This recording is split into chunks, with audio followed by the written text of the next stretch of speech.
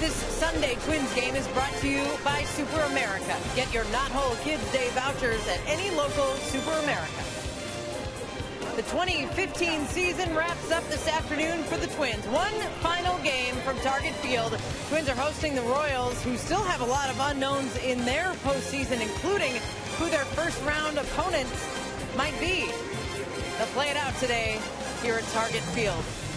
Welcome one last time as the grounds crew rolls its way through here at Target Field. I'm Marnie Gellner.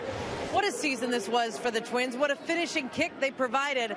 Twins were in it until the final day of the regular season. It was a great improvement, and it shows great promise for next season with this team. And although the Twins fell short of their ultimate goal, they were very proud of what they did manage to accomplish this season. It was a fun season. You know, we were counted out from the beginning, counted out in the beginning of the year when we were playing well. Everybody said, oh, they're not going to keep it up. And, you know, you look at the whole season that we went into this last homestand, or last 3 games, with a really good chance of making the playoffs. It was awesome. You know, we had a lot of fun, a lot of dancing, a lot of good times and bad times. But you know, throughout the whole season, that's what you're going to do.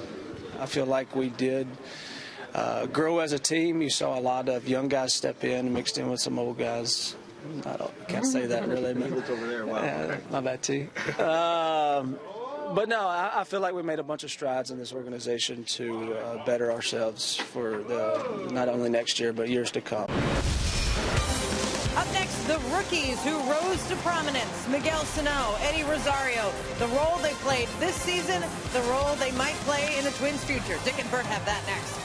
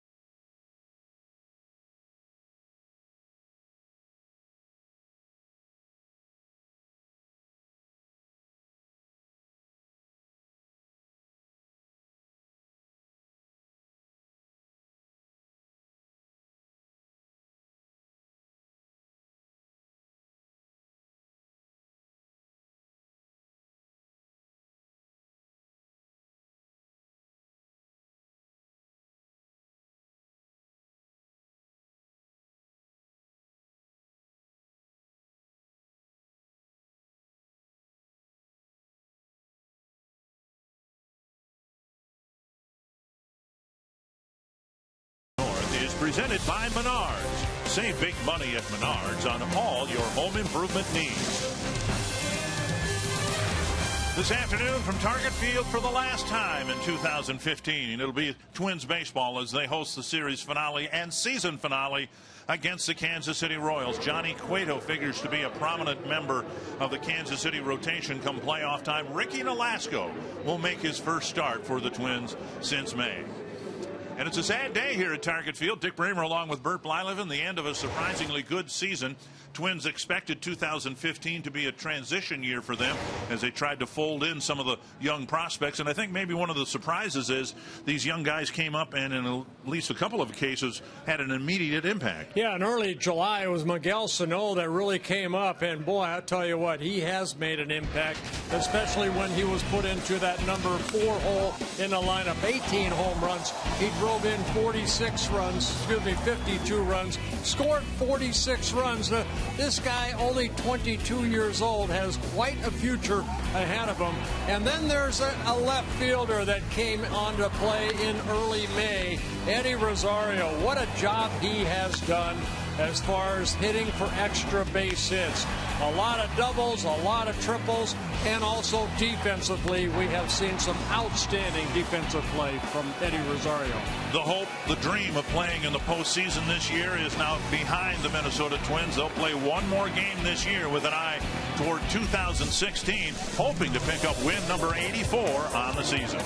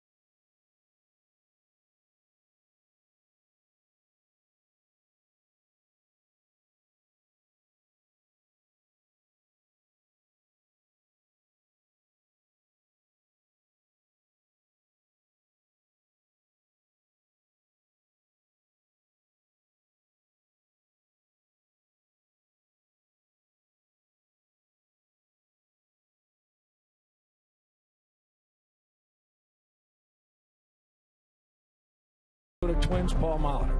We come on here to win. Things can change in this game very dramatically at this level, very quickly. The 2015 season began with some uncertainty for the Twins. Was Paul Molitor ready to manage? How much did Torii Hunter have left in the tank?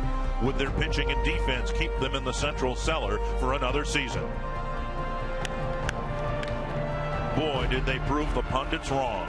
Thanks to timely hitting, improved pitching, veteran leadership, and top prospects making an immediate impact, the Twins have achieved their first winning season in 5 years. A drive to left field! Are you kidding me? The most electric moment in Target Field in years! Despite coming up just short this weekend, 2015 has been a pleasant surprise for all in Twins territory. The 7-month journey is coming to an end, with much anticipation for what's to come and what the future holds for this franchise on the rise.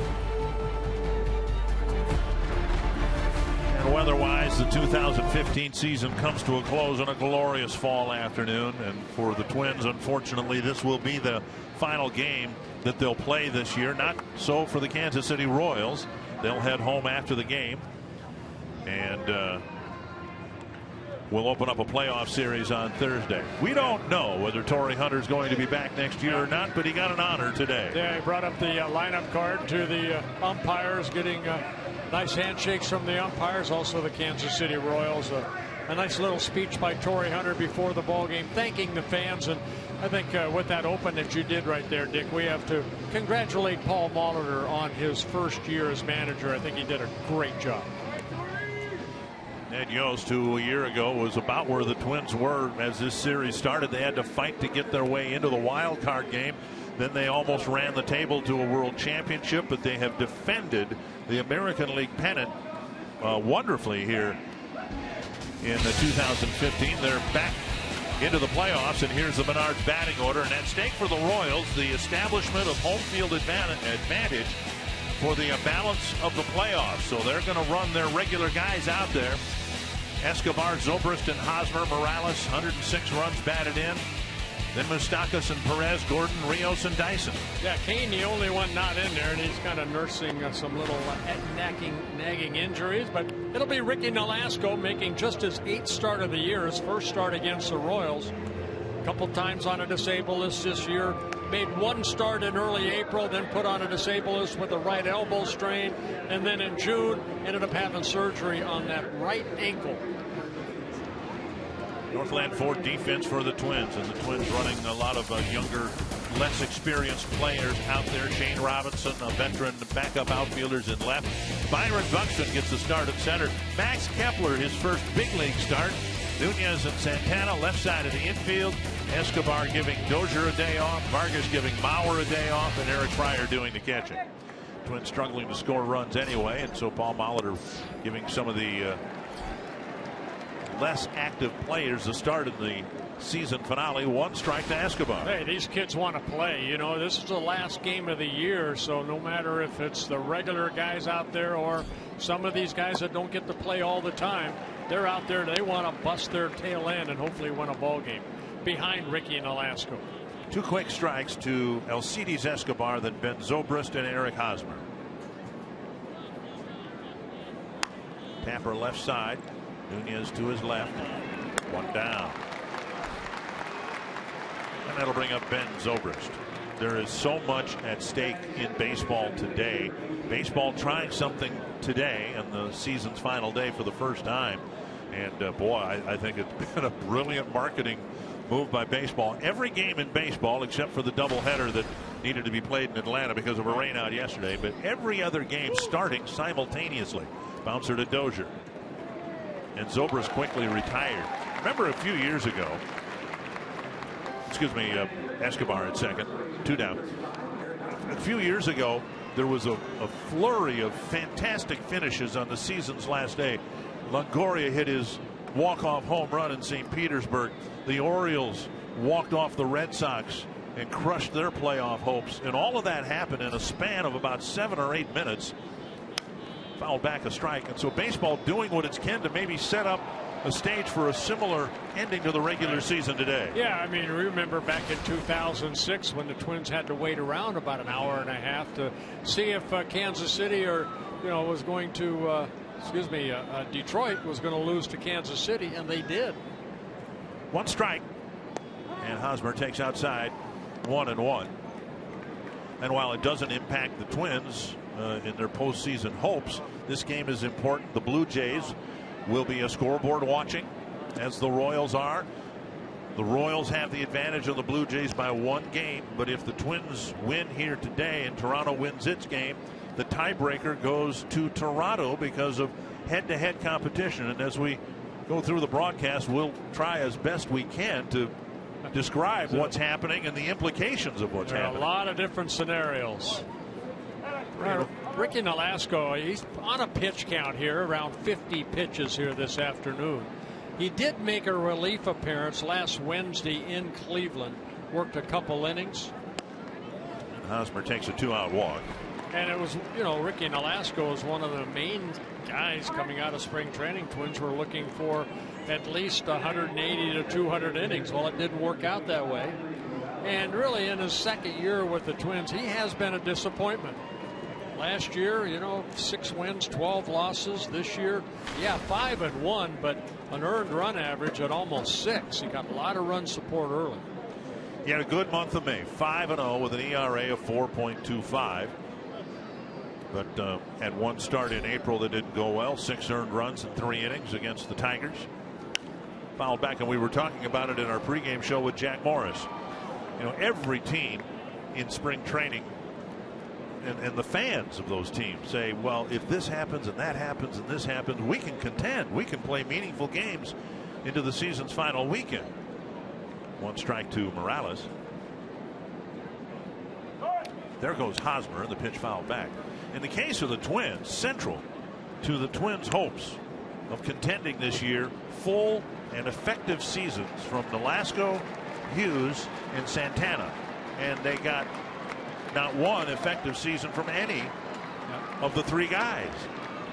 Yeah, sad to say, and I think that's the excitement of going into next year, because those 3 names right there are going to be coming out of spring training expecting to have consistent years.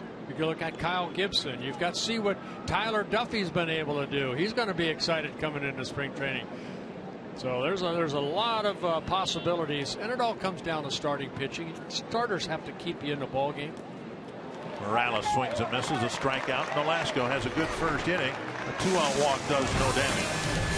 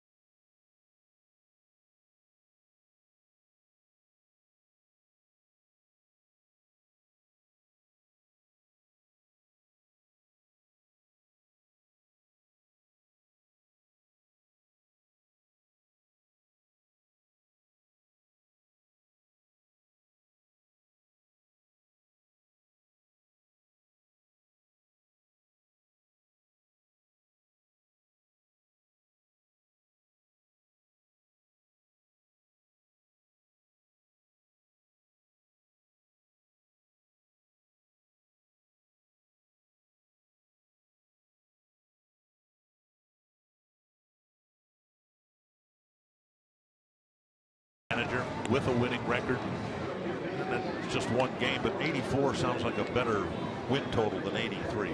Doesn't it? I like be a nice way to go into the offseason with a win in a game that still carries some significance for the team you're playing.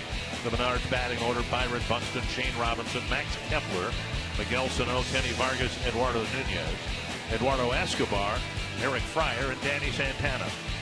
And that lineup will be facing Johnny Cueto here this afternoon. Cueto, coming over from the Cincinnati Reds back in late July, has not really pitched to his capabilities or the way he was pitching for Cincinnati. The Royals are just 3-9 in his 12 starts. This is his 13th start as a Kansas City Royals starter. Buxton to lead things off. Buxton coming into this final game of the year with 125 at-bats. He can have 5 at-bats in this game, and let's hope he does, and still not relinquish his rookie status for next year. I think that's something that would surprise most Twins fans, that this guy spent a lot of time up here. The ball lifted to short right, and Zobrist is out calling for it, and Rios calls him off. 1 down. And Buxton, very likely next year, will still be considered a rookie. Northland Ford defense for the Royals. They're really good. You better get used to watching them in October because they're going to the playoffs. Gordon in left, Dyson in for hobbled Lorenzo Cain, Alex Rios in right, Moustakas, Escobar, Zobrist, and Hosmer with Salvador Perez behind the plate. One down, and here's Shane Robinson, and he takes strike one. Robinson hasn't played much in the last month or so. I think throughout the summer, though, I think Shane Robinson filled the area that the Twins were looking for. A number 4 outfield that has speed, that does a good job when he plays out there defensively, offensively. He is what he is. He's about a 240 career hitter. 175 at bats, and as the Twins played a good part of this year with just a 3-man bench, it was good to have that speed on the bench when he wasn't in the starting lineup. Inside, and it's 2-2. It's one thing that I think, as Paul Molitor looks forward to his second year, a sharp single up the middle for Robinson. He would like to next year be able to have just get through the season with just 12 pitchers and have that extra bench player available to him. Well, Cueto right there leaving a pitch right up over the plate, and Robinson taking it right back up the middle for the Twins' first hit and the first hit of the ball game. Bring up Max Kepler making his first start and hitting third in the lineup, which gives you some idea where the Twins project him to hit up here eventually. Strike one. Kepler is 0 for 2 with a couple of strikeouts. He's had a couple pinch hitting performances, one in Detroit, one in Cleveland. Had a great season down in Double-A. 1-1. Young man started at Single-A Fort Myers and then moved up to Chattanooga. Combined hit .318, 9 home runs, 71 runs batted in 118 games. Hosmer fires to second, and there'll be no relay. Kepler does a lot of things well, including running, and he reaches on a fielder's choice. 2 down, and that'll bring up Miguel Sano. One thing the Royals have, they have a very, very good defense. They got some guys that have 1 Gold Gloves back there. Escobar very steady at short. We just saw Hosmer, 2-time Gold Glove winner. In the outfield, very good with, well, Dyson's out there now. He can cover a lot of ground. Moustakas in third, but usually it's Cain out there. He does a great job. You have, of course, Alex Gordon out left. Perez behind the plate, one of the best catchers in all of baseball. And Sano takes up high, ball 1. You can see the shadows starting to creep out in front of home plate. 1-0 to Sano, has been almost exclusively a designated hitter since his July call-up. Something that figures to change next year as well. 1-1. Not sure we're going to see him hit anywhere other than third or fourth in the Twins lineup next year, but he is a third baseman. And you can't help but wonder if he's playing third base next year, as he should. He's just 22 years old. He's too young to be a full-time DH. What the Twins might do to Trevor Plouffe. You know, the last day of the season as a former player like myself, it was exciting because, you know, you worked hard all summer long and hopefully you had a consistent year and your team had a chance to go to postseason. But it was also sad at the same time because a lot of the guys that you played with since spring training, February, and then all the way through the summer, you don't know if they'll be wearing a Twins uniform the following year, along with me. You just don't know. Strike on the outside corner, 3-2. I tell you what, a career goes by so fast, you enjoy every minute of it. Vargas on deck. 2 big hitters hitting back-to-back in the middle of the Twins lineup today. And in the dirt, Sano takes a walk. Kepler, of course, off with the pitch, and they're 2 on for Vargas.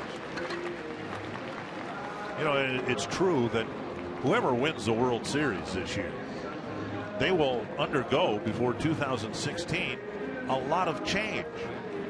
Let's pick a team. Kansas City Royals. Well, there are going to be some new components on next year's team. That's the nature of the business. Toronto Blue Jays, same thing. If they win the World Series, they'll come back next year with a different look. It might be just a little tweak here or there, but the economics of the game almost demand it from year to year. Oh, I think of Twins history, 87 and 91. What were there, 6 players? That were on 7 both players teams? that were on both teams. Right. Vargas takes inside a ball. And you're only talking 4 seasons. As you looked ahead to the 2015 season back in March, this guy was figured to be a big component. Tapper right side. And Hosmer flips it to Cueto. A hit, a walk, 2 men left aboard. No score after 1.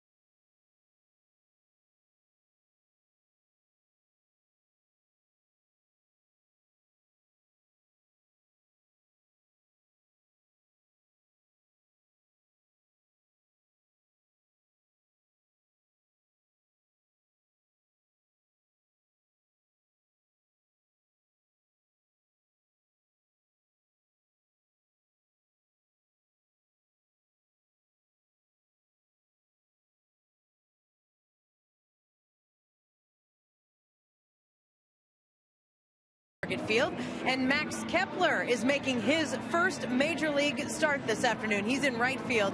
He said that when he found out this morning he'd be starting, he texted his parents right away, and he also said, "My mind was blown." And I was talking to him inside the clubhouse, sitting in his locker, and he said, "I feel like I'm the only one in this clubhouse who's freaking out right now, and everyone else is just going about their business like it's a regular day." And Kepler said that he doesn't feel like he has to impress people today, but he did say that one thing he really wanted to do was pick up his first major league hit and get that out of the way. But Dick and Bert, a very exciting day for a very promising player for the Twins. Yeah, thank you, Marty. And it is an important day, is it not, Marty? Happy birthday to you. I know she put her... come on, Marty. Happy birthday to you. Thank you. Thank you. Thank you, 23 all over again. Thanks, Bert. 2-0 now, 3-0. Also, happy birthday to catcher Kurt Suzuki. So, yeah, some guys celebrating their birthday. We do hope that Kepler gets his first major league hit here today. And a 4-pitch walk will put Moustakas aboard, leading off the second walk in the last 3 plate appearances for Nolasco. Well, of course, Nolasco's going to be a little rusty. That's why the pitch count at between 40 and 50 pitches.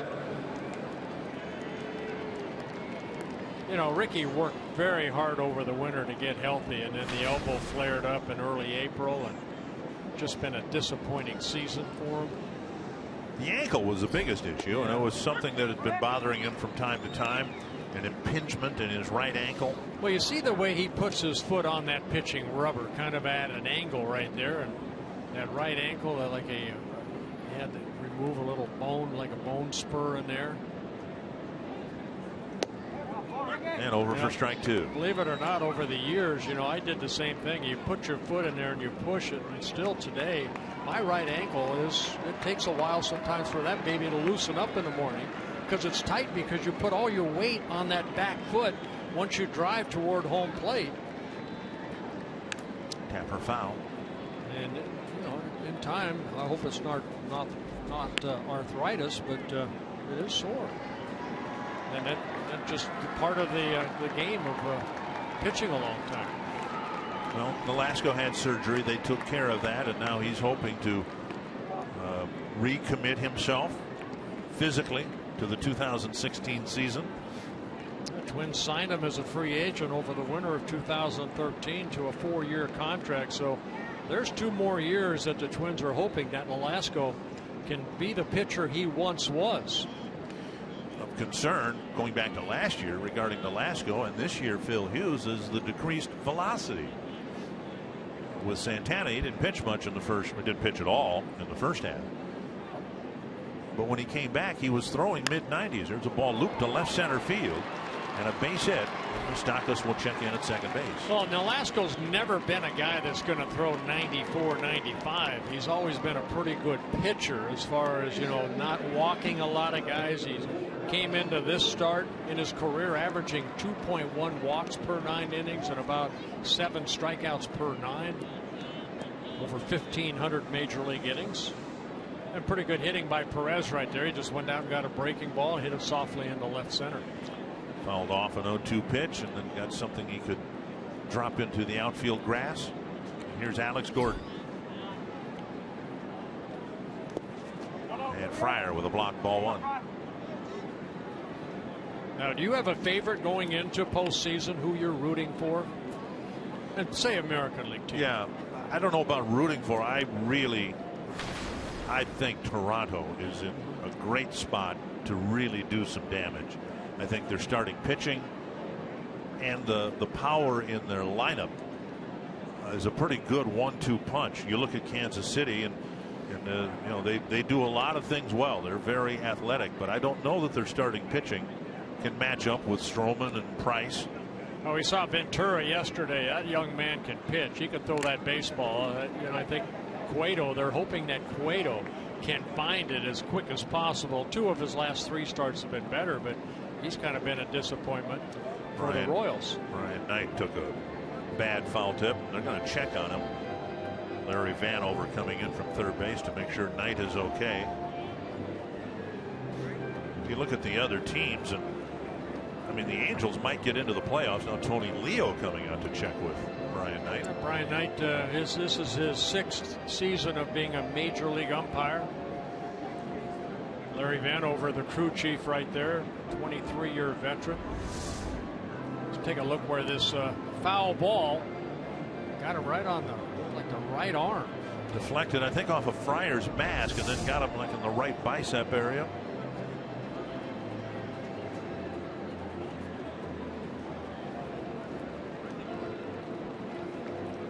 And the count's 1-1 to Gordon. The Yankees are in the playoffs, but that's not the type of Yankee team that the Twins ran into in the playoffs all those years, a few years ago. Well, I'm kind of with you. I think Toronto's probably the team to beat, but I kind of like this ball club here too. I like it because of what they did last year. They have the experience, even though they lost to the Giants. They know what the majority of them know what postseason's all about now, what they expected. The thing to remember about the Royals last year, as impressive as a run as they had up until the World Series with the Giants, and they pushed the Giants to a 7th game in the 9th inning of the 7th game. The ball hit down the line into the right field corner.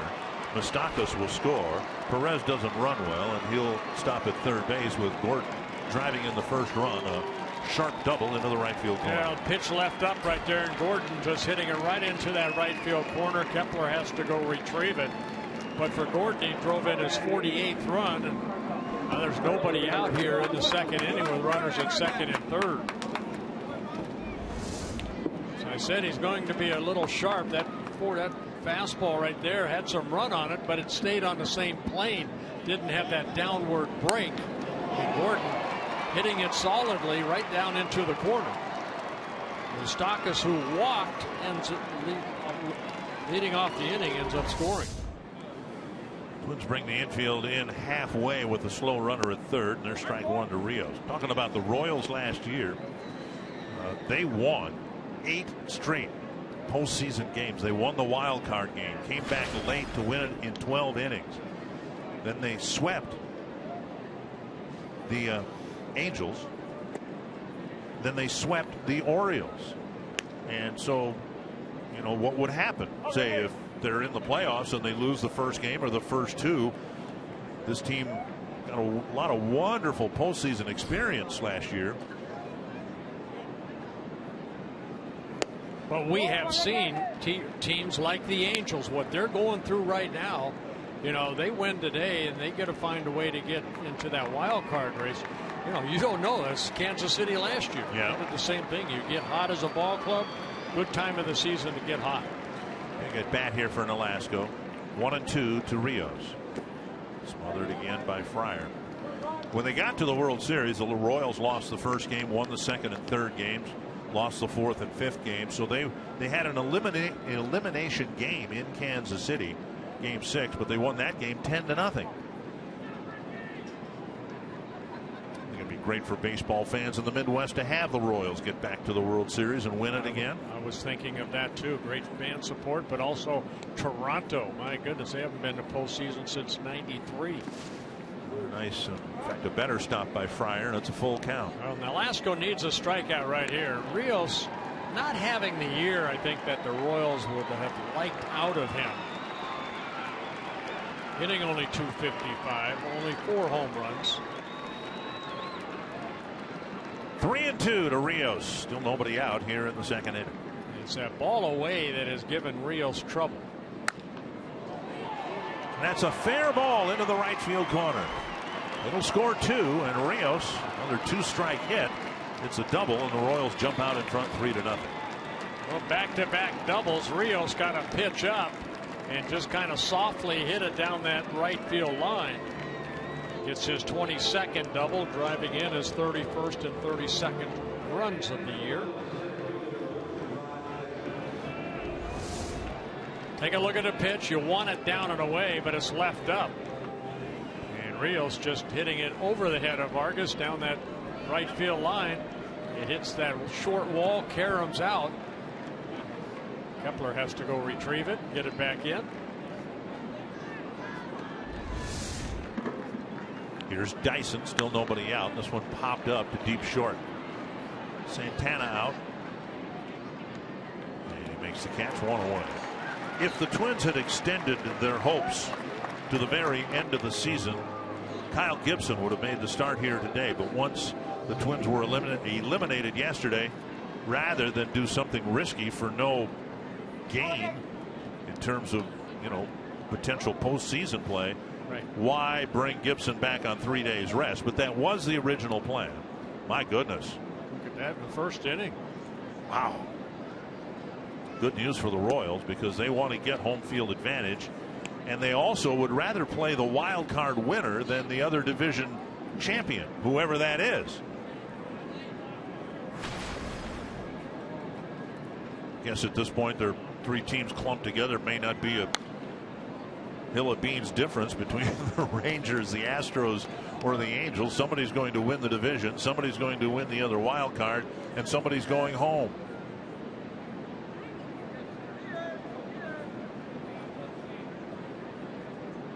One and one to Escobar. Hit a ground ball to Nunez, his first time up. Inside, 1-1. 2-1 rather. Speaking of going home, the Pirates and the Cubs are going to play one game as the 2 wild card teams, and each team may have as many as 97 wins. The ball hit hard to left. Robinson there for the catch, 2 away. I mean, if the Cubs win today, they've got 97 wins. The Pirates already have that. You're going to have a season where you've won nearly 100 games, and what will it get you? One game. And good luck to you. Good for the Chicago Cubs and my former team, the Pittsburgh Pirates, that won the World Series in 1979. They're both good teams to watch. Brian Dunson getting loose with Nolasco up to 35 pitches. 1 down. And here, excuse me, 2 down, and now here's Zobrist. Tap to the right side. It's a 3-run second inning for the Royals against Ricky Astros.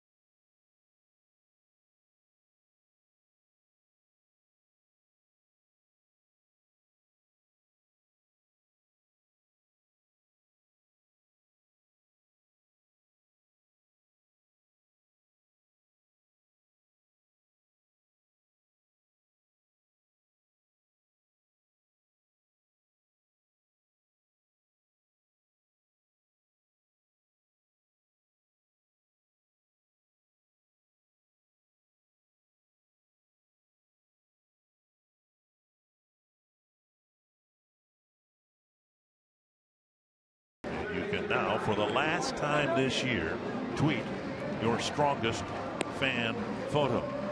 Use North Data Strong Fan, and you just might see yourself in an upcoming broadcast brought to you by T-Mobile. So I've read this 152 times, something like that. And not once have I misread the first line. Very good. I've always been tempted to say it's now time for you to tweet your strangest fan photo. The word is strongest, and I've always said strongest. Maybe today, just for the heck of it, you want to send us your strangest one. We may put that one on the top of the list. Here's Nunez leading off the second for the Twins.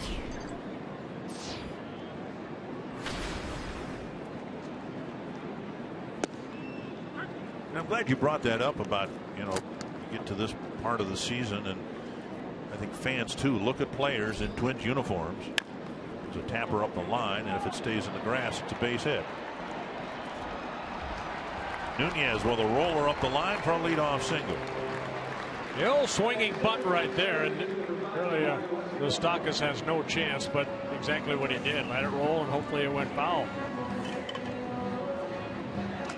Eduardo Escobar started the year without retaining his position from last year, but eventually he returned to short. Well, with Danny Santana not doing well at short, Twins were looking for someone, as they did last year, and Escobar got that opportunity. And boy, has he made the most out of it. Since August 1st, you see the good numbers. A lot of extra base hits by the lefty.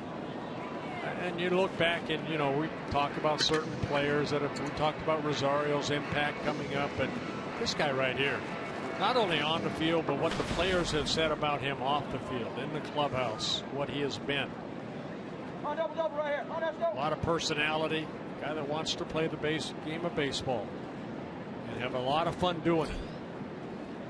One strike and a swinging strike two. And Escobar's only 26 years old too. He's not like a seasoned veteran. He is kind of with the White Sox kind of in 2011 and 12. This is his 4th season with the Twins. There's some really good young shortstops, and I don't think anyone's expecting Escobar to play to the level of a Correa or Jose Iglesias of the Tigers. Alcides Escobar of the Royals. Outside, and it's 2-2. But Escobar has provided something that was lacking in the first couple months, and that is steady play at short. Santana, for whatever reason, very erratic at short with his throws and his, ability to field a routine ground ball. And we haven't seen any of that from Escobar. So, yeah, you look at Nunez. maybe less so Escobar and Santana, and you try to figure out where are they going to be, if they're going to be in a Twins uniform next year. What role will they play? See if Nunez takes off. There he goes. And a pitch foul away. I think a lot of people thought at the start of the year, Bert, that in Escobar and Nunez, the Twins had a redundancy, a utility infielder occupying 2 spots in the lineup. But now Escobar's grown back toward the shortstop position, and Nunez is that guy that can play second, short, and third. Runner goes again. Ball hit right on the ground. Zobrist with a flip there, and the Royals turn 2. Even in starting the runner, the ball hit right at Zobrist for a 4-6-3 double play. Yeah, ball hit hard enough so the middle infield could turn to double play. Our final cold hard fact is brought to you by Clean Crisp Coors Light. The Twins, when the 4-year odyssey of losing seasons began, they were eliminated on September 7th, and then just yesterday, finally, elimination came to the Twins. Rarely do you see a team go from losing as much as the Twins have lost to the postseason. The Astros might be an exception to that this year. The Royals gradually got better. You could see the improvement coming year to year and month to month until last year they barely got in, and now they're considered among the American League's elite. 2-0 to Eric Fryer. And a strike. Didn't the Twins in '91 go from worst to first? Yep. But that was not a rebuilding project. I mean, the Twins had, Herbeck and Puckett and Gagne and Gladden and guys like that who'd won a world championship. And what the Twins have done and what the Royals had to do was kind of rebuild the foundation. Ryder takes low. It's 3-2. Houston had to do it. You talked about they don't know if the Royals pitching is going to be enough for postseason. It was last year because they have such a strong bullpen. Give me 5 innings and then turn it over to the bullpen. Second walk for Cueto. Well, that's, you talked about the acquisition of Cueto, and he's got a 3-0 lead here, but this is what the Royals have seen from him. The Twins have had 8 plate appearances, 2 hits, and 2 walks, and he was brought over to the Royals to be this year's version of James Shields, the guy to lead the rotation. Well, because of what he did last year for Cincinnati, a 20-game winner, led the National League in innings pitched. Santana pops the first pitch near the Twins dugout and caught by Hosmer. Nice job by Hosmer right there, using the railing, knowing where he is, and made the final catch for the 3rd out. 3-0 Kansas City. Torii Hunter will join us from the Twins dugout when we come back.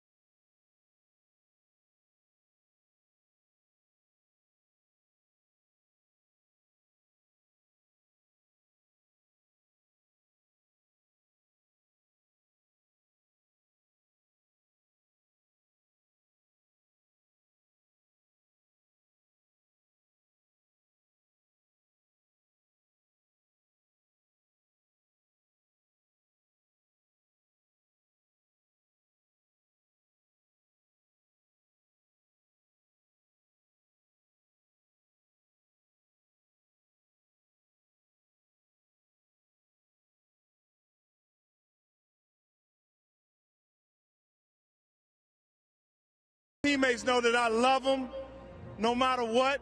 No matter what's in store for me for the future, these are my little brothers, and I love them. And congratulations for a great 2015 season. It's going to be a better 2016 season, and we're going to win the World Series next year. Good luck, boys. Booyah! Torii Hunter addressing, I think he was supposed to address the fans here, but he ended up addressing his teammates.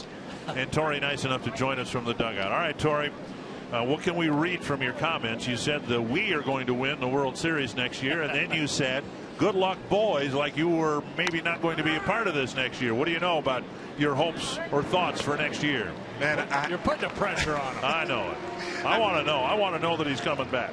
Oh, man, I have no idea. And, you know, some things you just don't have control of, and then some you do. And this offseason, like I said, I'm just going to kick back, and pray about it. And I'm pretty sure I get my answer one way or the other. So it has to work for both parties, and whether I'm a retirer or not. But if it does work out, I might have a chance of coming back and playing in 2016. Hey, Torii, I'm going to speak on behalf, I think, hopefully all the fans that are Torii Hunter fans. Thank you for coming back this year. Thank you for the career that you have had. Thank you for your personality. Thank you for showing all of us what you're about, and loving the game of baseball, and being a great human being. Thanks, Burke, man. You know what? Just this is my home, man. This is where I learn how to play the game. I learn how to be a man, and play this game of baseball. So me leaving for 7 years, I just picked up on a lot of different things. Whether it was through baseball or through finances, through life problems, and they've been solved, and I've learned a lot. It's wisdom. So just me leaving for 7 years, I think it made me a better person. I've even grown. I've seen the growth in me as far as a player and as a person. And all I wanted to do is come back to my home and retire here. I don't know whether it's this year or after 2016, but I wanted to end my career in a Twins uniform, because the 7 years I was gone, I was still thinking about the Twins and thinking about all the fans and the organization, all the coaching staff that's in the organization. All my love is here. This is where I grew up, and so I'm excited to be back. And it was a successful 2015 season, despite not going to the postseason. I definitely think it was a success in the clubhouse, amongst these young guys, and on the field. You guys took it down to the wire, and that's what I think everybody has to be proud of, being Twin fans. Torii, 19 seasons. You've been with a lot of different managers. What has Paul Molitor brought with him this year in his first year that you really are excited about? Man, you know what? This guy has 30 years of Major League Baseball, 22 as a player. He has so much wisdom. He goes and he knows how to go have a conversation with a guy who's down and out. He knows if a guy makes mistakes, he knows how to go over and be patient and say, hey, this is what you need to do. Explain to him what he needs to do instead of yelling at him, and he never knows what's going on. Molly has so much patience in this game. He has so much knowledge and wisdom that when he speaks, all the players listen. The coaching staff even listens. So that's one thing I noticed with him. He has the background. He has the patience, especially with these young guys. And I think these guys really look up to him and love him as a father figure. Third walk issued by Ricky Nolasco. Torii, you were a part of a very critical team in this franchise's history. The team 14, 15 years ago that brought baseball and put it back on the map in this region. Can you draw any parallels at all to this year's Twins team, 2015, to the team, say, in 2001 that contended but did not get to postseason play? Oh, man, there's definitely some comparisons. And if you look at 2001, we were in first place over half the season. And Cleveland Indians came back, I think, in August and took it from us, or in August, and took it from us. But we tasted it. We knew what it felt like to be in first place. We knew what it felt like to win and have a winning ball club, a fighting ball club. And in 2002, we had a little added incentive of the contraction talk.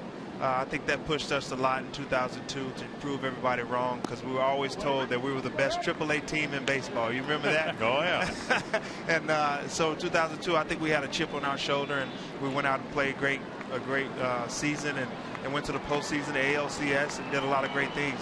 But this year, 2015, is the same kind of scenario with these guys growing, and everybody had low expectations of this ball club, and we went out there and proved a lot of people wrong. So, and they got a taste of playing meaningful baseball in September. So I think they want that taste, and they've gotten better. They're going to have better at bats and have a little more fun in 2016. Hey, you've been a mentor. I know you took the baton from Kirby Puckett, but these guys in the outfield, the Buxtons, the Rosarios, the Hicks, are you proud of them? I mean, the way that they maybe listened to you and really went out there and performed.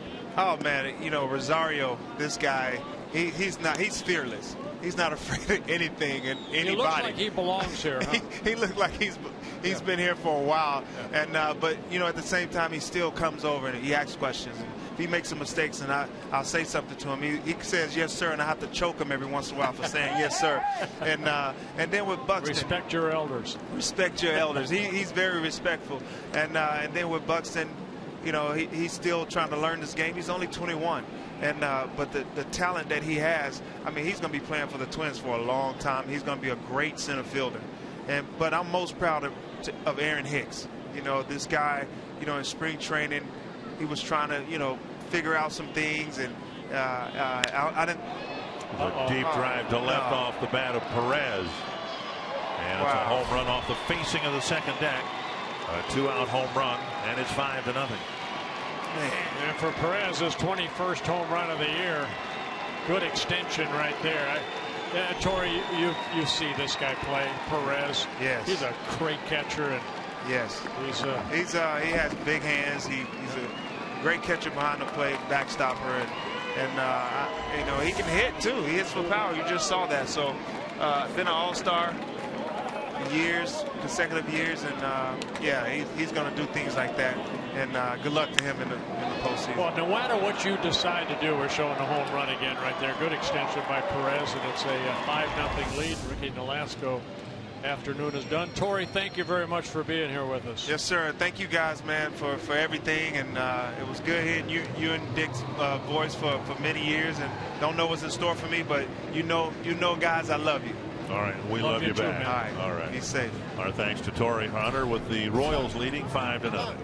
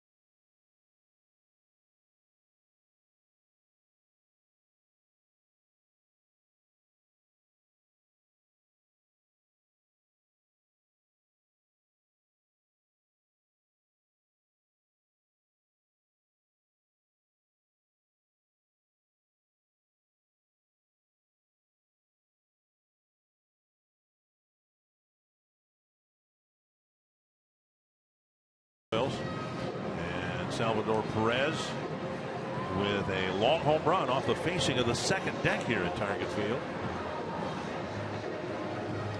Brian Dunsing will come out of the Twins bullpen to try to pitch through at least the third and hopefully through the fourth inning. Yeah, Brian making his 55th relief appearance. He spent some time on a disabled list this year. Back in April, intercostal strain. And Bryant, 44 hits in 46 innings. He's won 4 ball games out of that bullpen. Strike one to Alex Gordon. I think control has been a bit of an issue for Bryant throughout the summer. 21 walks in 46 1/3 innings pitched. When you know it, he comes in to face Alex Gordon, his best friend. And a strike called 0-2. Both them out of the University of Nebraska. Teammates and very good friends. 5-0 Kansas City. 3 in the second, 2 so far here in the third. And Fryer with a block. 1-2. Mark Burley was hoping to go at least 2 innings today, so he could keep his string of 200 inning pitch seasons alive. He couldn't get out of the first. Well, they weren't all earned runs, but 9 runs for the Rays against the Blue Jays, which might impact how this game is managed here today. The Royals needed to play and manage around the possibility of Toronto winning and the Royals losing. But as it is, with Tampa Bay up early, Royals might be coasting to home field advantage in the playoffs.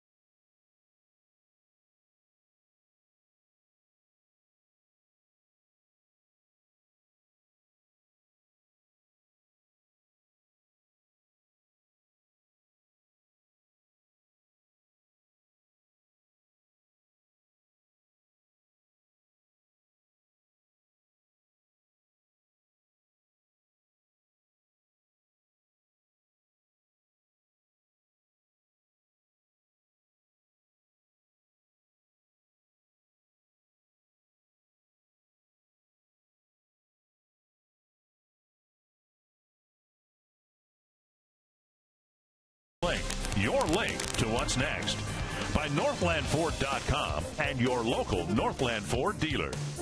And by Grand Casino. The best stories start here. 5-0 Kansas City.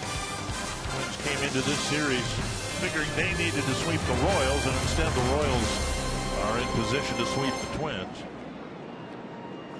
And it'll be Byron Buxton leading off the third. The regulations or the qualifications for rookie status mean you cannot have more than 130 at-bats or more than 45 days of service time before rosters are expanded before September 1st. Now, Buxton's got about half the service time and now 126 at-bats. But it's interesting to think when this rule was put in place, why they put in at-bats rather than plate appearances. Now, it's a factor here for Buxton. He's drawn 5 walks. So if it were 130 plate appearances, this would have been his rookie season. But as it is, he will come back next year, presumably as a rookie. 2-2. The leadoff man here in the third. And Buxton strikes out, 1 away. And Cueto picking up his first strikeout. And we mentioned going to break that the score of the other game, as you look at a swing and a miss by Buxton. Good changeup right there. He's got a very good changeup. Good sink. The 9-0 score for the Blue Jays and the Rays in St. Petersburg. And the 5-0 score here may impact what Ned Yost does with Cueto. Rather than this being an important win for the Royals and they've got to get as much as they can out of Cueto, it could now instead be, well, we'll give him 5 innings, maybe 6, and then, you know, let him get ready for his next playoff start. Yeah, but that playoff start is scheduled, I think, for Friday. That would be right. Game 2 if that's it. So he's on his normal routine. And I think that's why we saw Ventura in yesterday's ball game go deep into the ball game. 2 Hopper to third. And Moustakas throws out Robinson, 2 down. October means baseball, and FS1 continues to be your home for postseason action with the American League Division and Championship Series. Don't miss a moment of the drama and history. It all begins Thursday on FS1 and streaming live on Fox Sports Go. I think they still want Cueto here this afternoon to do what Ventura did, get to that 90 mark right. or 100 mark. And it's up to him, I think, to determine how deep he goes into the ballgame. Ventura yesterday, outstanding stuff against the Twins. Only 4 hits in 7 innings. He struck out 11. Kepler looking for that first major league hit. It's 1-1. Put the ball in play. Getting the ground ball to Hosmer his first time up. And fouled away, 2-2. Kepler played the outfield. He played some first base at Double-A. Yeah, just 22 years old. They list him at 6'4", about 205.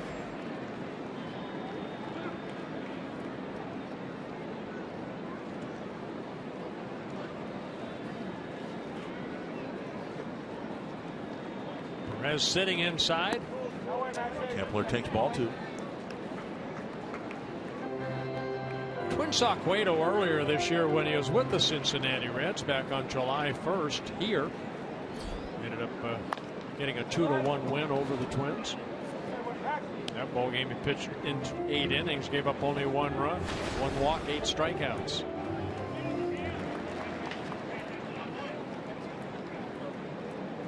Cueto pointing at Perez. And a changeup, and Cueto falls down. Oh my. Cueto back up. Yeah, but here he comes says he's all right. Spun out, perhaps. At least that's the hope. Flexing that left leg. Yeah, the landing leg right there. He might have landed on the heel of his landing foot. Take a look right here. He does that Louis T on. Oh, he just slipped. The footing was good. It was after, once he released the ball, you can see him. His momentum was going toward first base, and he just slipped. A little anxiety for the Royals there, because they're going to be riding Cueto's right arm. They hope for a deep run in the playoffs again. 3-2 to Kepler.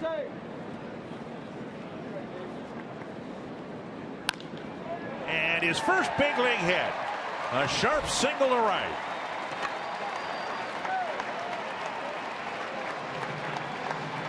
And they'll get that ball into the Twins dugout. Moustakas taking it and throwing it. Congratulations to Max Kepler. What a great way to finish off a tremendous professional season. Yeah, 4th major league at bat. Got a breaking ball from Cueto. Stayed back nicely and lined it past the diving Zobrist into right field. Now Miguel Sano drew a walk. Twins' 3rd hit of the ball game. On the outside corner, strike 1. Seems like the Royals looking forward to the playoffs. Teams like the Twins looking forward to 2016. Sano with a looper to right. And that ball is caught by the right fielder Rios. And we'll see if the Twins challenge that. Boy, I just saw, I thought he trapped it right there, but we'll wait and see. Rios should know. That ball hit the ground. Yeah, I thought My eyesight is no good, and I thought that from up here that it bounced first. Yeah, they'll take a look at that. You can see the ball hit the ground and bounce up into the glove. So Sano should get credit for a hit, but as our viewers know, we've been wrong up here before. No. That definitely hit it. And if my eyes can see it, I know the umpires can. Take a look right here. I'm going to slow it down for you. Yep. Hit the turf first. I'll believe it when I see it. I'll believe it when I see it. I saw Mike Pelfrey's foot on the bag a few nights ago with the ball in his glove, and that one wasn't overturned. But we never got the quick, good look at Pelfrey's foot, wasn't it? His foot was on the bag. Wow, yeah. And that ball hit the turf. Well, we think this will be turned over. If you're an outfielder, you know, don't you? I mean, Rio's coming in. You can try to decoy the umpires, and you can try, but the outfielder's got to know, doesn't he, whether he caught it or not? Oh, look at a smile on his face. He knows.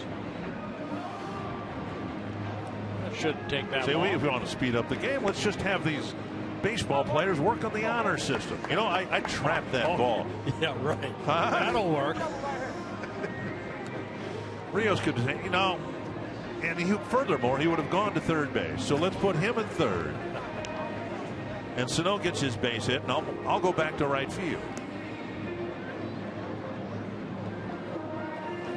Again, there has to be proof that it was not a catch. I think we showed you proof, but I've been wrong so many times before. And maybe another complication is starting all the games on time. There's a log jam. Well, we got a lot of different games going on. Can you hold on for 5 minutes? And we'll see whether Sano gets his base hit. Come on, do the right thing. Save. Yep. Very good.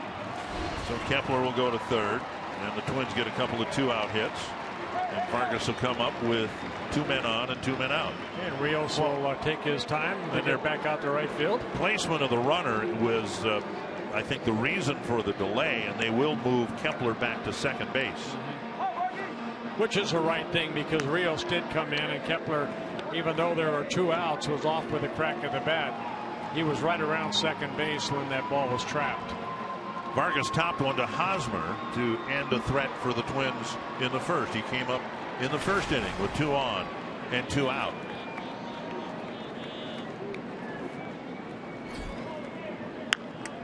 Loop foul. We talked about the pitching side of things, and in March the Twins were hoping to be a contender and hoping to rely on Nolasco, Hughes, and Santana. That didn't work out too well. From a position player standpoint, Twins were counting on Vargas and Santana to be key guys in the offense, with Vargas hitting in the middle of the lineup and Santana hitting in the top of the lineup, and that didn't work out very well either. Vargas showed the Twins enough last year. They pretty much let Chris Colabello go, and Colabello now headed to the playoffs with the Blue Jays. Low, and it's 1-1. Well, quite an experience this year for Vargas, because last year when he got called up, I mean, 53 ball games, hit .274, drove in 38 runs in the 53 games. Squirted towards third, and Moustakas had plenty of time to fire across, and Vargas has left 4 men on through 3 innings. Twice he's been jammed.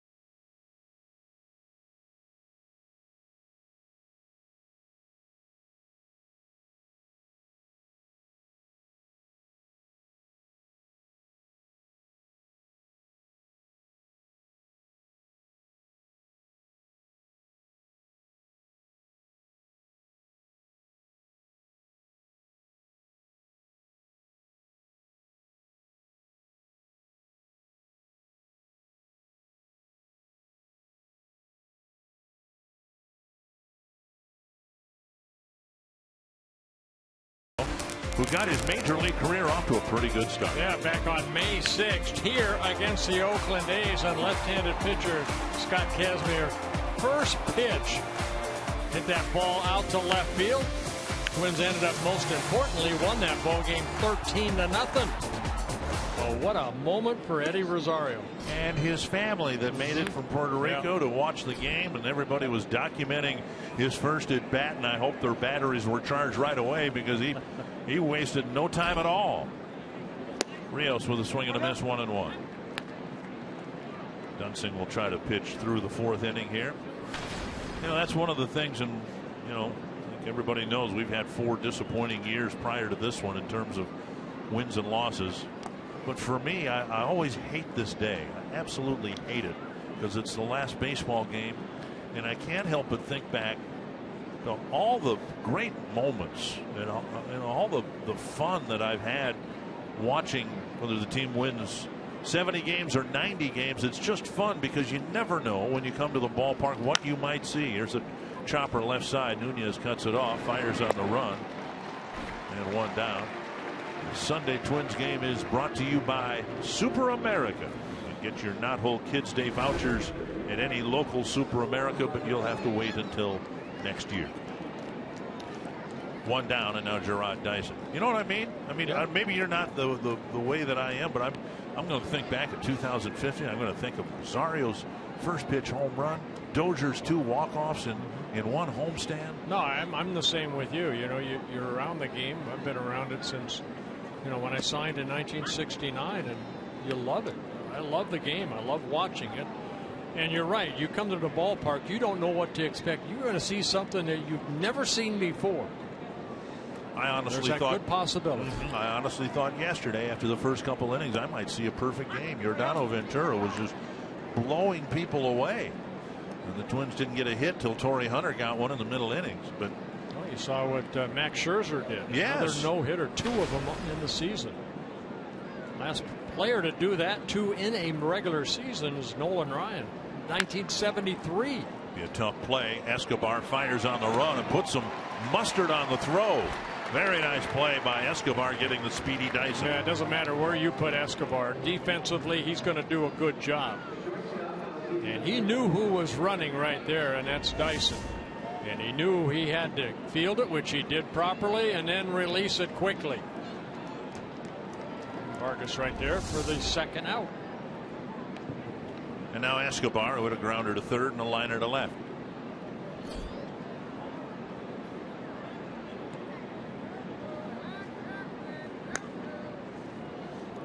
Now, Roy Halladay had 2 no-hitters in a season, but 1 was in postseason.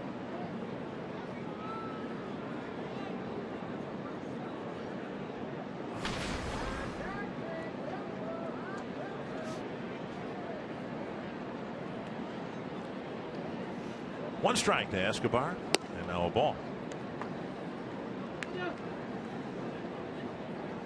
Boy, looks like baseball's going to get its wish with the mad scramble in the American League West.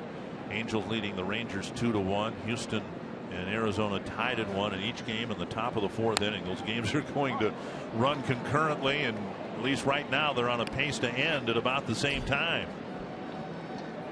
It's a must-win for the Angels. And really a must-win for the Astros too.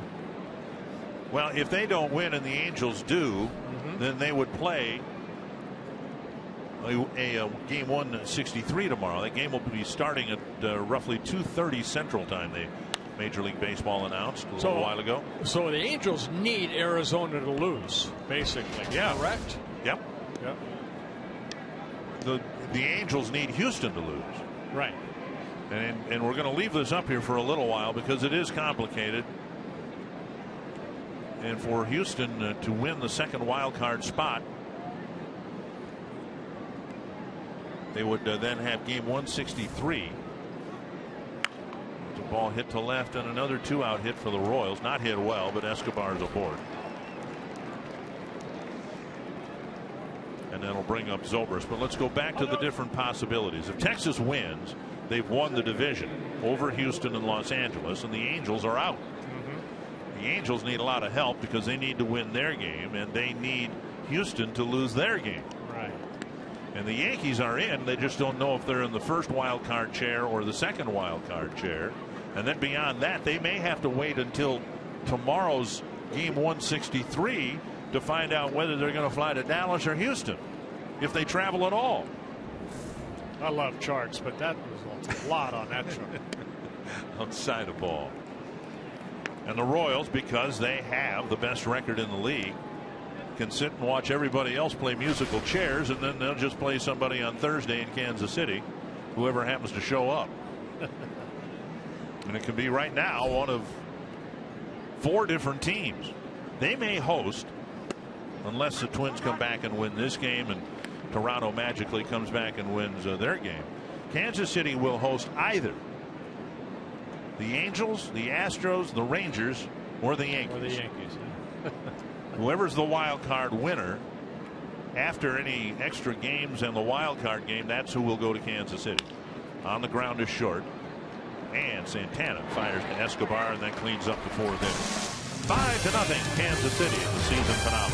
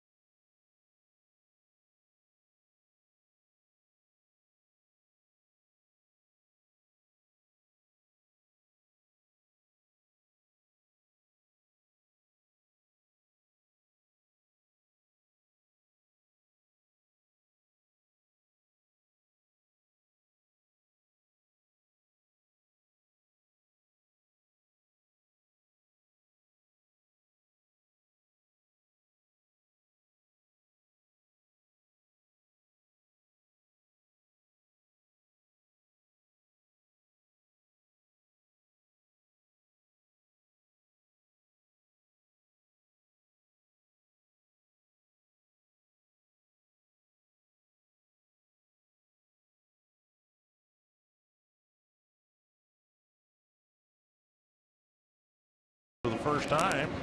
You know, isn't that cool though? I mean, we show kids, and then here this young lady right here, unbelievable. Good for her. God bless her. And you know what? They are our biggest fans. We've talked about it before, Dick, on the Winter Caravan. You know, you go around all these great towns in the 5-state area thanking the fans for their support, and you run into people that, especially the nursing homes, there's so many banners and remembrance. It's unbelievable. So thank you all the fans for supporting the Minnesota Twins.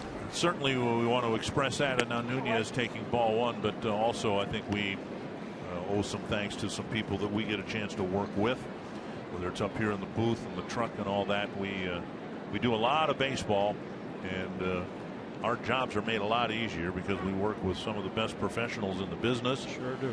Especially here at home. We get to work with these people more frequently than we do the people in Chicago or Kansas City. But my goodness, how lucky are we to be able to work with people who are so professionally committed. And so thanks to all those people for helping make this a really fun job to have. Thank you, everybody. Going back to baseball, you watch Cueto. He has so many different deliveries. You see the Louis Tion type of turn right there. That's called a ball. Cueto can't believe it. Nunez says thank you very much. For Cueto, his 3rd walk. And as we look ahead to next year, season tickets are now on sale. You can secure your 2016 ticket to summer by owning Twins season tickets. Season ticket holders enjoy exclusive rewards as part of the Sweet Spot benefits program. Learn more about package options by visiting twinsbaseball.com or by calling 800-33-TWINS. Now, I'm curious about the walk-up music. That's a big deal for players now. And Escobar just came to the plate with the theme song to the Andy Griffith Show. Yeah. Here's a high fly down the right field line to the corner. I thought of Opie right away. So I don't know whether that was a joke within the ball game. I can promise you that I don't think Escobar picked that for his walk-up music. One down. I don't know if a player, if you actually hear that, you know, that music. I think they do because they request it. Might be for the fans, but Escobar not happy at that swing right there, but it's a first out. Maybe it was just because of the Nunez walk. At any rate, here's Fryer. He walked.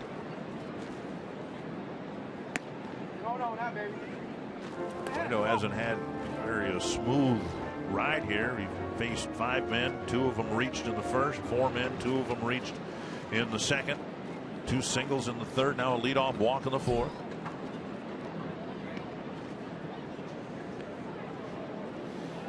Fryer had a good year down in Rochester this year. He hit .299 in 51 ball games. Drove in only 16 runs with a home run. And a little flare to right center, and that'll fall for a hit. Nunez will hold up and get back to the second base bag. They tried to throw to Escobar, who nearly made the catch and put the tag on in one motion. So again, the Twins with 2 base runners aboard against Cueto. Yeah, ball left up right there, and Fryer just fought it off. Hit a little doink into right center. Hit real sharply, but found a home. And then Nunez tried to get a throw to third. Instead, they threw behind him. Escobar was trying to catch it and tag him at the same time. Santana, and he takes strike 1. Hit a foul pop to Hosmer to wrap up the second inning. Yeah, Twins and the Royals both have 5 hits, but for the Twins, they're all 5 singles.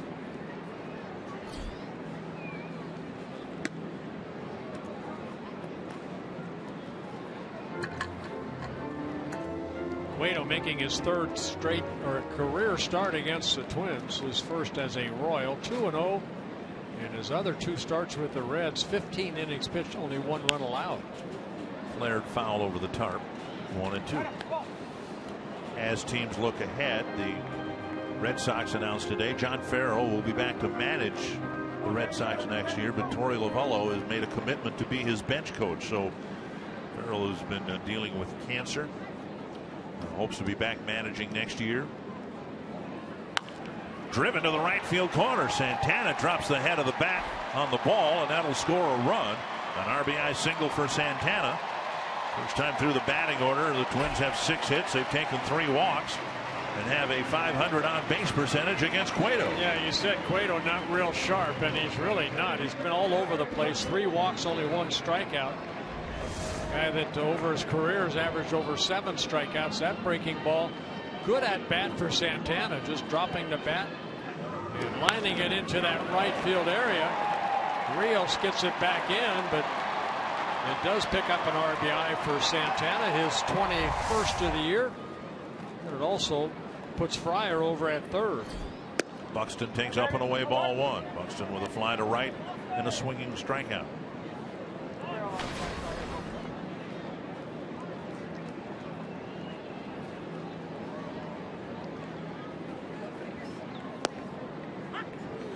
And a breaking ball for a strike, 1-1.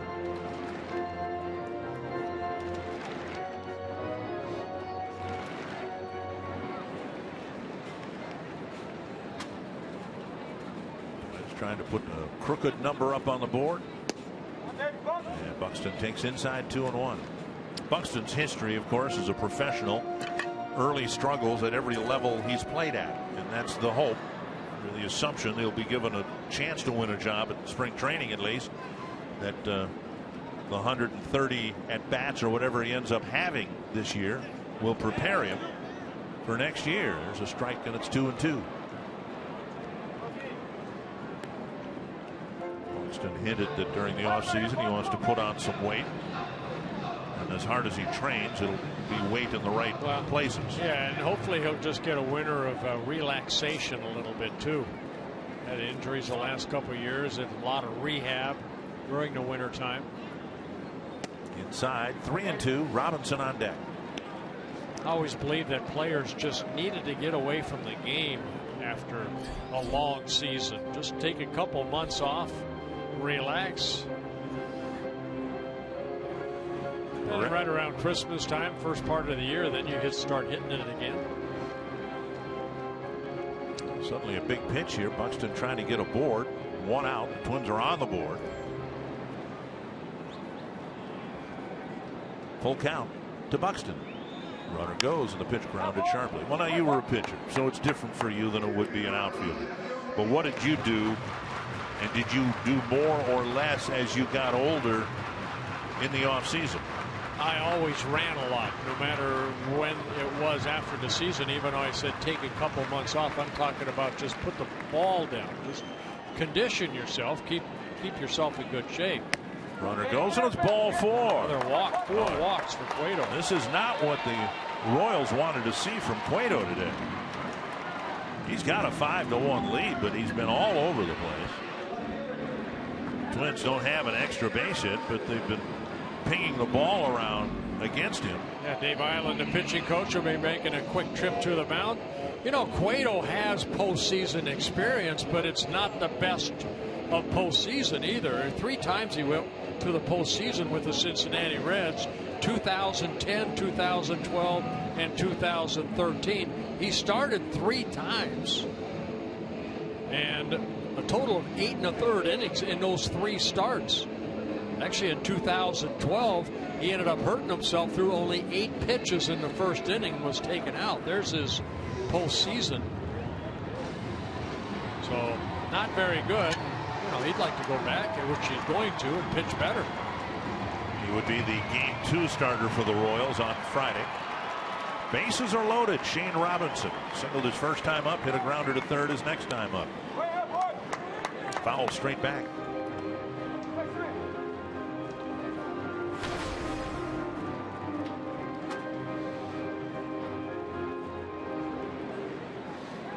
Cueto's last 8 starts since August 21st. He's 1-6 with an ERA at 6.699. Didn't mean to, and a check swing foul. I mean, here's a guy that they're depending on, but you know, again, over his last 8 starts, 1 win, 6 losses, 6.99 earned run average, and opponents have been hitting .353 off of him over those 8 starts.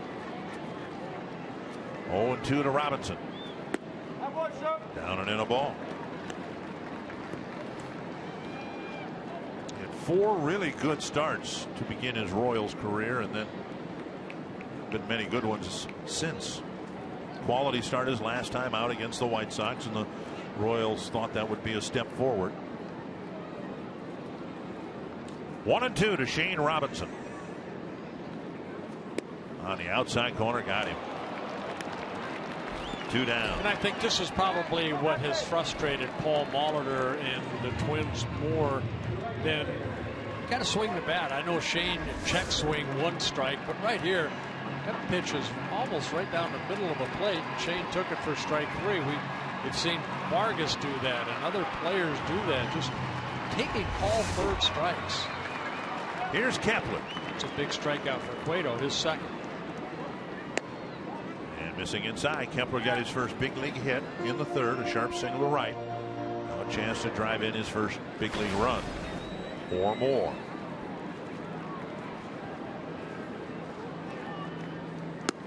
On the outside corner, 1-1.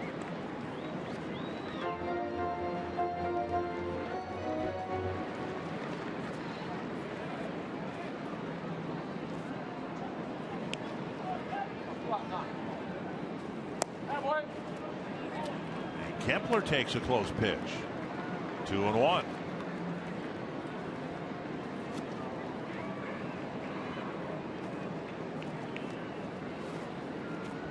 This will be the 82nd pitch for Cueto. The board has him with just 43 strikes. Kepler's taken 4 pitches and the count's even. He's missed with the fastball, but he's been able to get the breaking ball over. Cueto making his 226th major league start. 95 wins, 70 losses.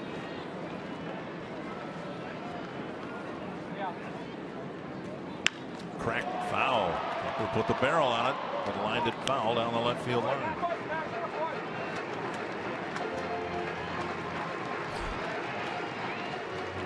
Cueto last year led the National League in innings pitched with 243 and 2/3 innings. Also in strikeouts, 20 wins, 9 losses. Clayton Kershaw won the Cy Young Award. Cueto got a lot of votes. And Kepler fighting one off.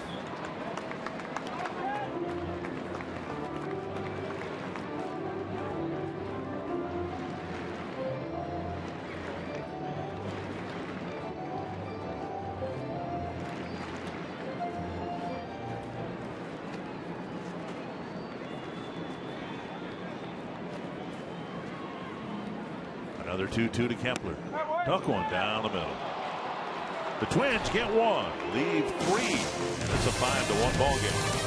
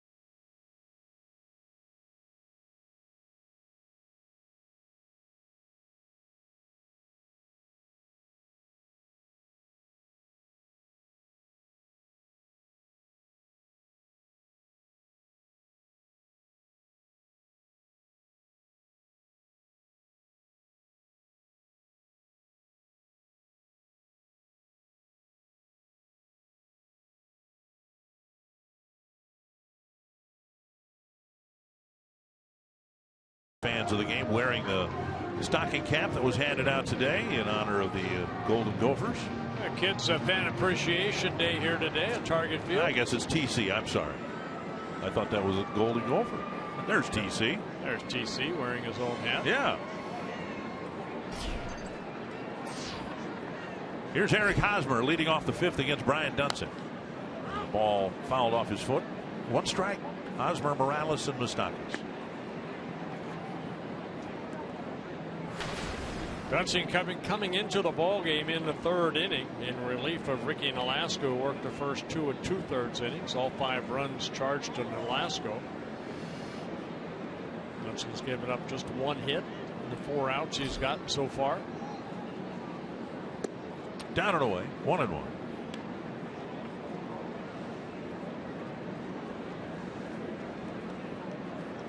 Seven major league seasons for Dunsing, 32 years old. First came up with the Twins in 2009. Missing the inside corner, 2-1.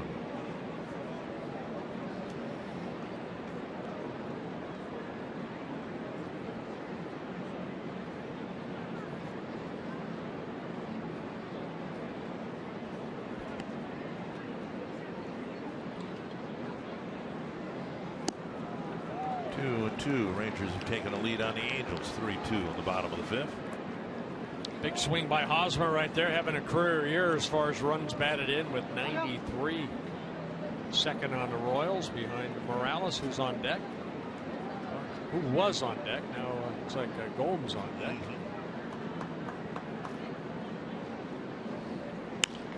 Back to Dunsink. And he runs it halfway there, throws it the rest of the way, 1 down. That'll bring up Johnny Gomes. Carsoup.com trivia question. Our last one. We have this, what, 153rd broadcast. We're 152-0, I think. Who are the only 2 switch hitting DHs with 100 RBI seasons?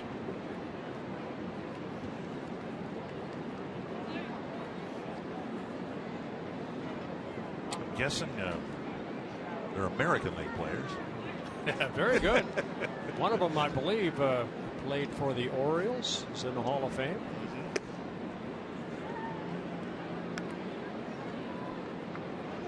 1-0 to Johnny Gomes. Royals don't play again till Thursday, and so Ned Yost kind of trying to juggle winning a ball game here today. This one hit to right. Kepler's under it, makes the catch on number 2. Wanting to win a ball game, yet get some guys some at bats in their final game tune-up before the playoffs.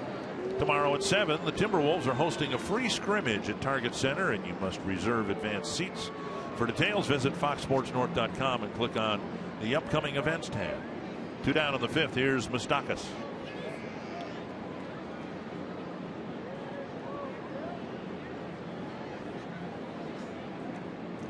Moustakas with a walk and a strikeout.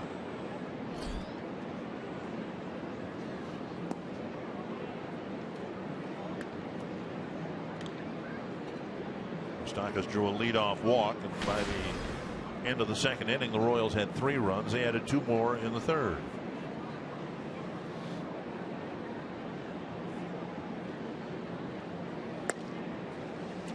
In terms of individual awards, Miguel Cabrera is going to win his 4th American League batting title in 5 years. Josh Donaldson will win the RBI title,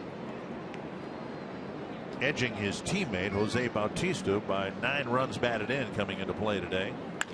On the ground, headed up the middle and out of the reach of Escobar. It'll be a hit for Moustakas. And that'll bring up Perez. In the Triple Crown categories, the only interesting race, if you will, is in the home run for the home run championship. Coming into play, Chris Davis at 45, Nelson Cruz with 44. Albert Pujols joined the 40 home run club earlier today, so he and Mike Trout teammates, each in the 40 home run club. Speaking of home runs, it was Perez who chased Nolasco in the 3rd inning. A 2-run home run.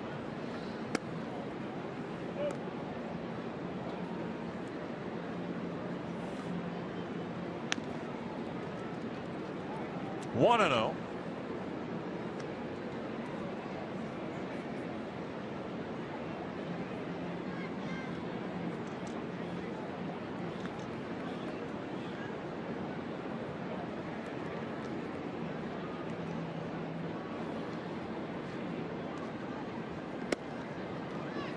And 2-0.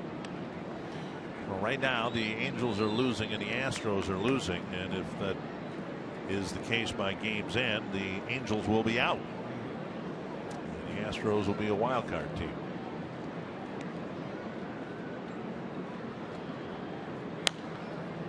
Oh, what a game last night in Texas, where the Angels were down by 4 runs and scored 5 in the top of the 9th. Adrian Beltre going oppo, a 2-run home run that for the time being has turned that game around. And the addition of the wild card and playing all the games simultaneously in the season's final day, great for fans, great for baseball. It is, however, the scourge of traveling secretaries for the teams that have to try to figure out where they're going to play, when they're going to play. Just getting hotel rooms. Mike Herman had to do that for the Twins. He's the Twins director of team travel, and he had to make provisions for the Twins going to Anaheim, going to Houston, going to Texas, Yeah, we'd like 75 rooms, but we don't think we're going to come.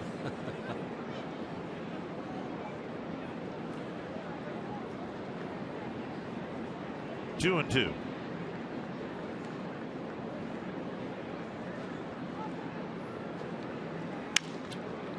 Sounded like he busted his bat. It's into short right field, and Kepler glides in to make the catch. What a beautiful sound. I'll miss that.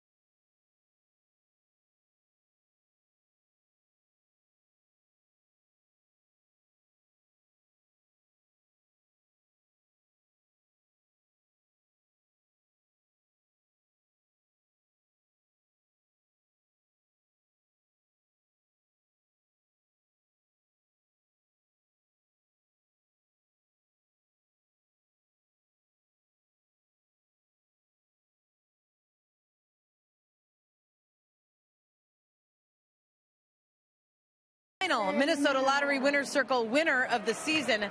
This is Miss Pauline Lembeck, 101 years old, from St. Cloud, Minnesota. We just showed you in our broadcast a couple of innings ago, Pauline, your first trip ever to Target Field, but you've been a Twins fan your entire life. What have you liked about this team? About the team? Well, I enjoy them. They're all good players, and I just enjoy them. I live the game with them. You live the game with them. You live and die with the wins and losses? Yeah. That's a rough life. Yeah. How'd you make it to 101? Day at a time. Day at a time. Yeah. That's pretty good advice. I'll tell you, and I've had there. I was teaching for 39 years. 39 years of teaching. Yes. Oh, my. And now you've earned it. You've earned the right to sit back and enjoy and watch Twins baseball. I do. And my daughter is good. She takes me wherever I want to say, oh, we didn't get to see a Twins game yet. We're going today, she said so. And you went today. And what do you think? What do you think of Dick Bramer? It's a long pause. Dick Bramer, what do you think? I forget about him. Who's he? He's the guy that sits next to Bert Blyleven. Oh, when they're announced? Yes. Oh, yes, good. Yeah. Happy Teller, thank you very much, Marnie. Again, happy birthday to you. I will. Thanks, guys. I don't feel a need to top that, so I think we'll let that speak for itself, Dick. Well, thank you, Marnie. And congratulations. And isn't it refreshing to see Pauline? We hear and we say it all the time. Somebody's day to day, and that's Pauline's secret to a living to be 101 is just go day to day. Fly to right, and Sano is retired, one away. And that'll bring up Vargas. Nice find, Marnie. Very nice find. Glad we got to hear from her. And while we welcome Pauline to the game, we need to say goodbye to Craig Edwards, the Target Field meteorologist. This is his last game, and hey, there's a job opening in for you. I've always wanted, I know. I wanted to be a meteorologist on a newscast, though, to stand in front of the screen and point at things that aren't there, and you know, talk about occluded fronts and, you know, severe thunderstorm warnings and things like that. I haven't had that opportunity. Well, we all have bucket lists. Yes. 1-1 to Vargas. Swing and a miss. Twins with 83 wins, and they'd like to get number 84 yet here today, but it's going to be a year. As much parity as there is in the American League, the fewest number of wins for a wild card team could be 86. Last year was 88, or no, it was 89. The Royals had 89 and just barely got in. 2-2, and now 3-2. Twins in 1987 won just 85 games, but you guys weren't even trying the last week, were you? After you clinched? We lost the last 5. Yeah, we were trying to do what? Get ready for postseason. 3-2.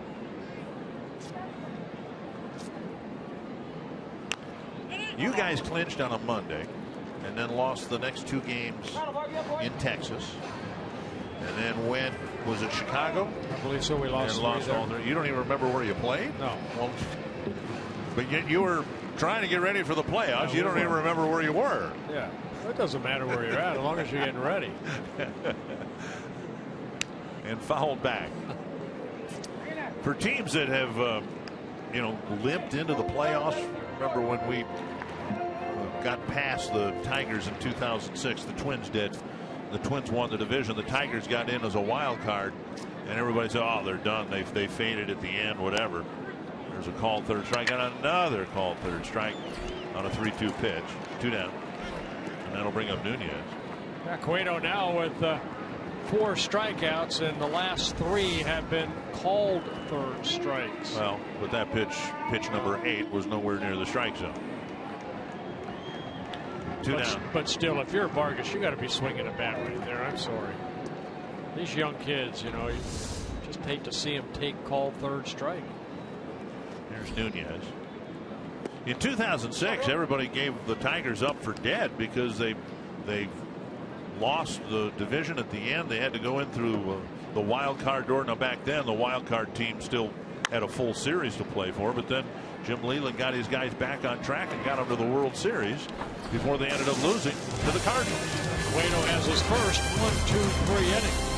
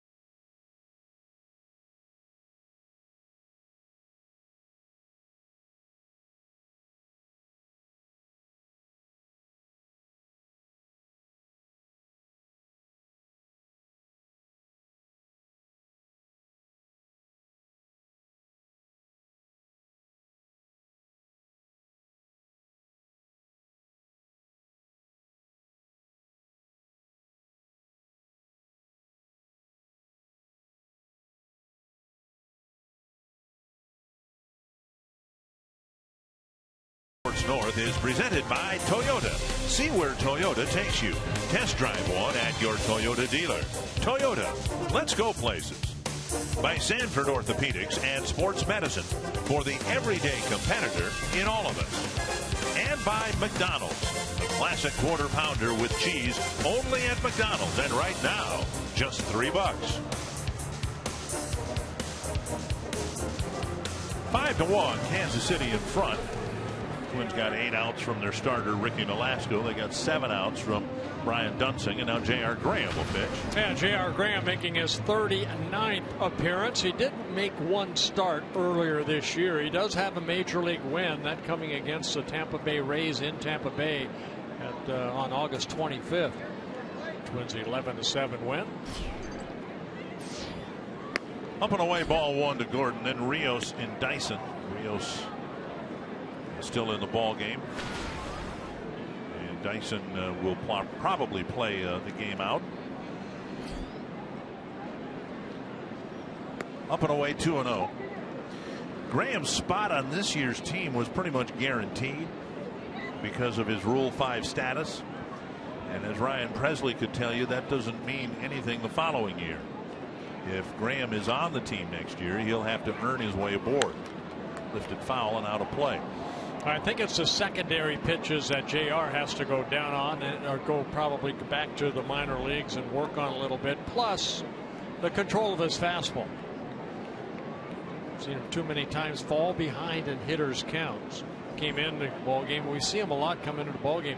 First couple fastballs out of the strike zone. And now 3-2. He's got plenty on that fastball. Graham, Rule 5 draft out of the Braves organization last year at the AA level. Had some arm issues last year.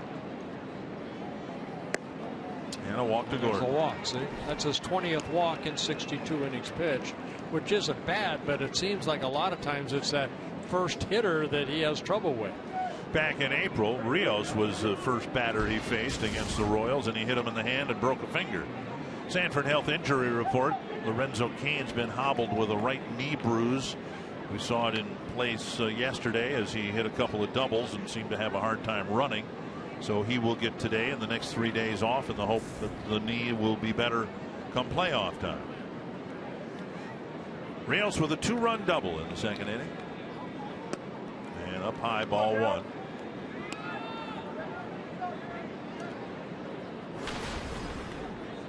In Graham's long-term future, it might be best for him to go down to the minor leagues next year and get a lot of innings. Right. You know, how you described him, lack of command, lack of control. The only thing that will fix that is regular innings pitched, right? That's the way I would look at it. You know, what a great experience for this young man right here. Graham, 25 years old, signed by the Braves back in 2011.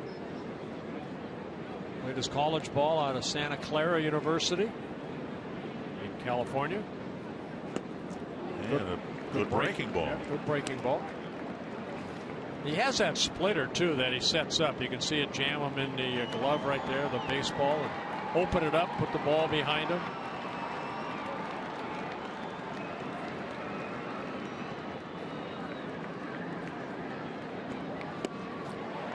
He strikes out Rios. And that might have been it right there. Something off speed. And Graham picks up a strikeout.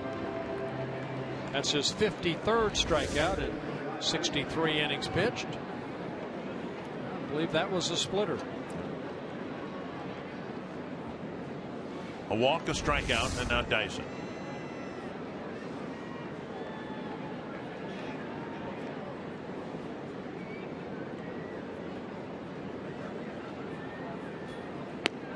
Check swing.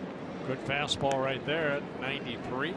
You know what, Dick? And sometimes too, you get youngsters like this. And Graham still, as far as a major leaguer, still young, being in his rookie season. Sometimes it's hard to work on your secondary pitches when you come in and maybe have to face, you know, a pretty good hitter in a situation. You're not going to go to your second or third pitch. You're going to try to get him out with your best pitch. And that's his fastball. Neil Allen, as he looks ahead to next year, he'll have the advantage of having seen everybody in the organization. I don't know that we've given him enough credit for doing what he's done under the most difficult circumstances possible. When the Twins have promoted pitching coaches, this one dribbled. That's going to be Fryer.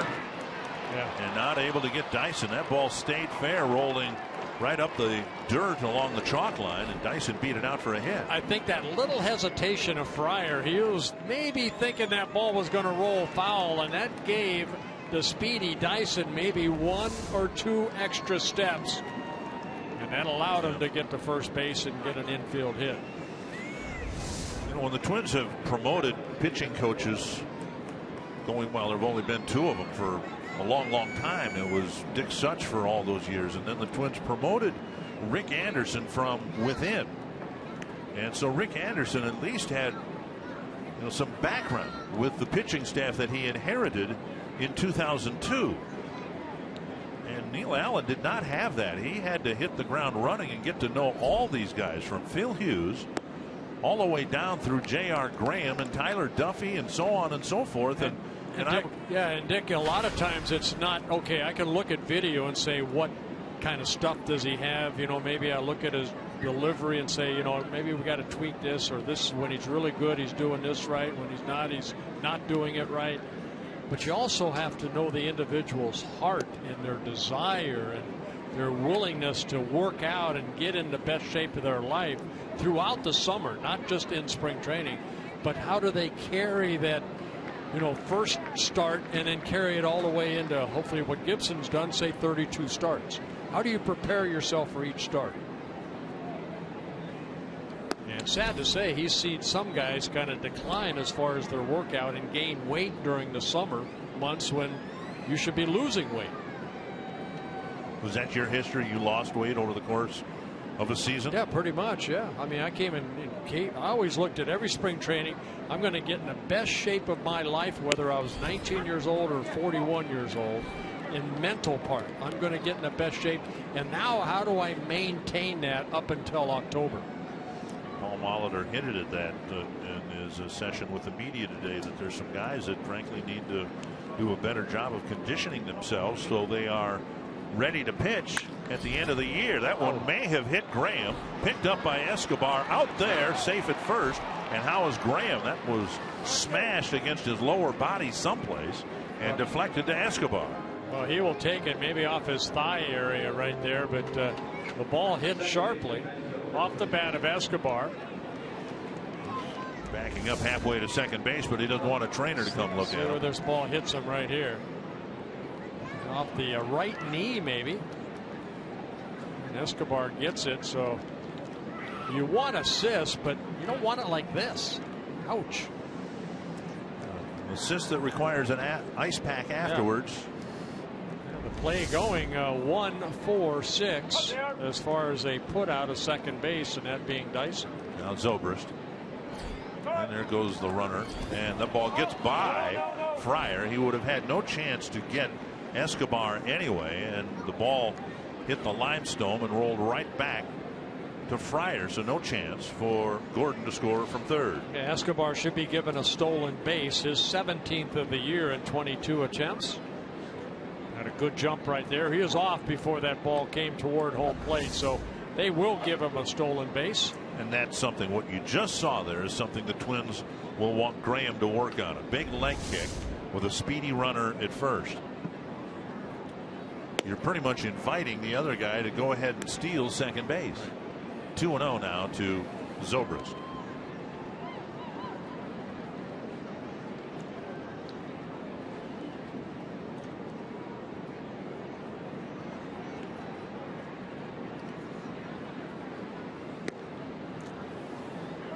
Texas leading the Angels 3-2. That game's now in the bottom of the 7th. While for some reason the game in Arizona has really slowed down. It's 3-2 Diamondbacks, only in the bottom of the 5th. 3-0 to Zobrist. 2 runners already out there for Graham. And a strike. How'd you like to be the Rasmus family? Sure. I mean, you've got Corey, who's a right-handed pitcher for the Angels. Colby, who's an outfielder for the Astros. They may end up facing each other in the playoffs, but pretty much one one of your sons is going to get in and one of them is not. Ball to first. Vargas flips to Graham, and it ends up a scoreless 6th inning for J.R. Graham.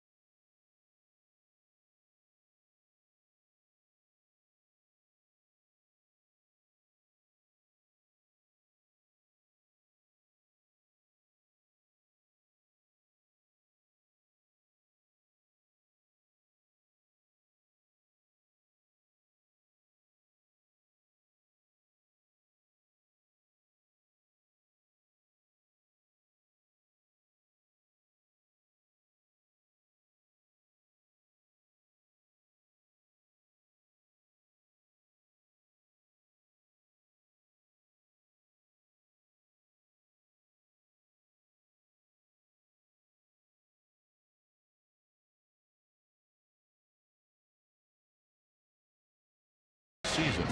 2 of them in one homestand right before the All-Star break. Brian Dozier did it to the Orioles. And then a few days later, the most dramatic home run that's been hit here since Jim Thome beat the White Sox. A 3-run home run in the ninth. I know you talked about that when we were playing the Tigers, that might have been a big blow to them that kind of turned their season to the downward plane. Well, beyond what happened to them on the field, look at everything that's happened to the Tigers off the field. The general manager decided to rebuild, apparently, with the objection of the owner, who promptly fired the general manager, Dave Dombrowski, who was quickly hired by Boston. But the entire direction of the franchise may have changed in part because of that crippling loss to the Twins on that Friday night.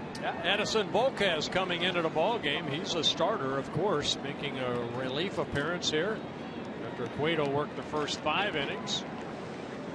Volquez scheduled to be that number 3 starter in postseason, and Drew Butera now behind the plate. Strike 1. Well, you don't even remember where you were playing, but after you guys clinched, you knew you were going to the playoffs. You were getting ready for the playoffs, was how you phrased it. Do you remember? Because you started the Sunday game against the Royals, right, at the Metrodome, and then you clinched on Monday, and you came back and made one more start before the playoffs against the Tigers. But was it this type of deal? 5 innings, get your work in and get out of there? No, I think I went 7 innings. I believe I did. I went 7 innings. Okay. 5 innings. What's good's 5? 220 pitches, I suppose, back then. Had a tough day. 3-1. It might be that to get Volquez ready for a postseason start, he might be given the balance of the game here. And I guess that's ultimately what I was wondering, whether you and Viola and Straker, whether you kind of piggyback one another or how that all played out. But again, you don't even remember where you were playing, so I don't expect you to. I think they were ready because we didn't know whether we were going to play either Detroit or Toronto at the time. So I think Frankie was set up to be game 1 and I was game 2, and they put us in a rotation to be that way. And then Les Straker, of course, game 3. A leadoff walk for Escobar. Cueto really struggled, but he did retire the last 5 batters he faced. And control has been Volquez's downfall at times. 71 walks now and 198 in the 3rd innings pitched. He's in his first season with the Royals, last year with the Pittsburgh Pirates. Fryer with a walk and a single.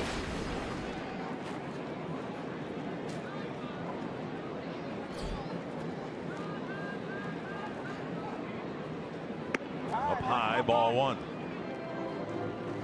To me, and I may be proven wrong, it happens on a regular basis, but to me the Royals are very vulnerable with their starting pitching. Cueto didn't look sharp today.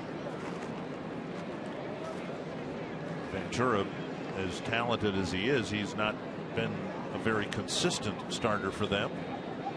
Check swing 2-0, and now Butera will go to the mound. The strength of this Kansas City team is a good hitting lineup, but mainly their strong bullpen.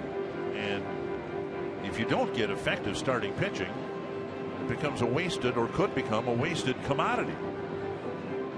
That's why the Royals, knowing that, went out and got Cueto in the first place.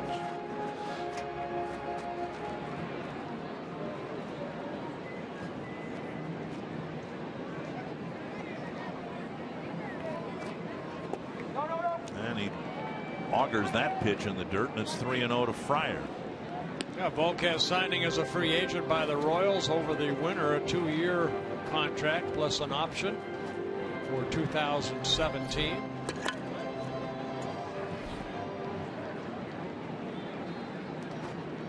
Last year, a 13-game winner for the Pirates, and he has some postseason experience. Anthony's 3-1. It's in the top of the sixth, and the Rays are leading the Blue Jays 12-1. So let's just take the liberty of writing that game off. You ready to do that? I think so. Okay. Tampa Bay's 80th win. The Royals will finish with the best record in the American League, and now back-to-back walks for Volquez. And Santana will bat. Yeah, 6 walks the Twins have taken here this afternoon. Cueto had 4. And Dave Island out to talk to his starter. It's a situation that as a starter, you have plenty of time to warm up down there. You have to think that it's like the first inning when you go out there. Volquez has walked the first 2 batters. Yeah, and I would imagine Volquez was probably told of Ned Yost's intentions last night. Hey, get ready. We're gonna hope to get 5 from Cueto, and then you got the rest of the game, or at least a couple innings. Here's Santana, drove in a run with a single to right. His last at bat. Santana's come up with 2 men on in every at bat.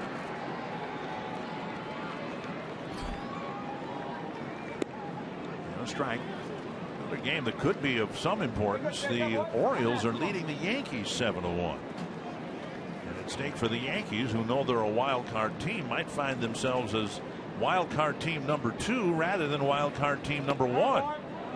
1-1, which would mean they'd have to go on the road rather than play at home. Nice block by Butera right there. Volquez has postseason experience. These 2 guys, Cueto and Volquez, were teammates in Cincinnati.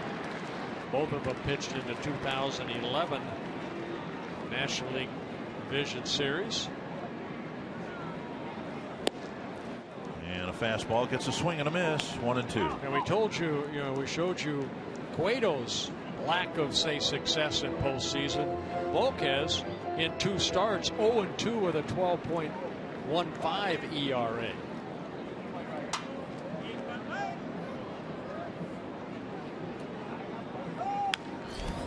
And Santana gets a piece. Still 1-2. Volquez with a good fastball, 32 years old, good hard breaking ball, and an excellent changeup. There are his postseason. Last year is a wild card. Pittsburgh against the Giants. Started that ball game, went only 5 innings, gave up 5 runs to the Giants. Checked his swing, no swing, 2-2.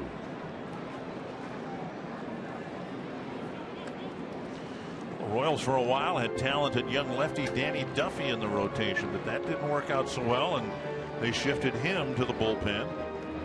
Jeremy Guthrie's been shifted out of the rotation.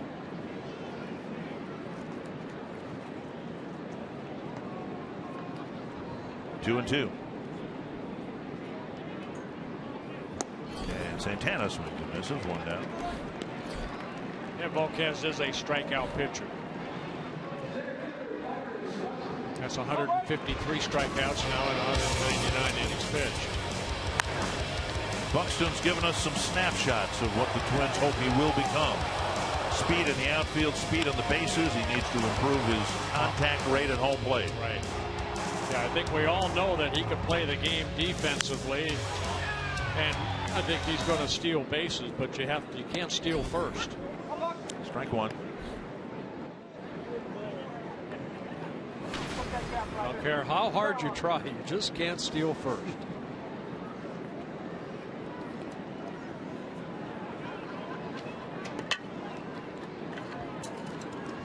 In his first full year of professional ball, he struggled early on, and Cedar Rapids ended up hitting .341. Foul back, 0-2. Well, whatever happens, this is a great experience for Buxton, because he's going to, I'm sure he's found out that this game's a lot quicker up here as far as seeing the best pitchers night after night. Sometimes in the minor leagues you might see 1 or 2 prospects, and then the other ones are mainly suspects. But up here, they're all prospects. There's a good pitch right there. 96 on the outside corner, and Buxton's gone on 3 pitches. 2 down after the 2 walks, 2 strikeouts, and now Shane Robinson. Yeah, second time Buxton is struck out. Good fastball. That's the fastball I'm talking about that you see up here.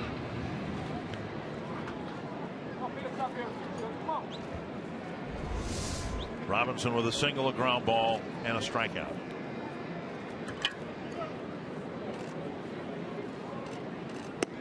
Up high. He got underneath that, and I like what Volquez did right there. Right away, put his hand up, get on top of it. He got underneath that breaking ball. So a little reminder to himself. And Yost has taken his starting pitcher, his starting catcher, his starting designated hitter out of the game. Chopped toward third, but foul. Well, kind of sad to say, Cueto kind of took himself out of the ball game. 100 pitches in the 5 innings. Twins had opportunities. They left 8 men left on base, but on 6 hits. But he only gave up 1 run. Twins had bases loaded in the 4th inning. Had already scored a run, and then 2 batters each took a called 3rd strike. Robinson was one of them. Popped up, and a foul over the Kansas City dugout. Yeah, last 7 outs for the Twins, 5 strikeouts, and 4 of them called 3rd strikes. A couple walks in there.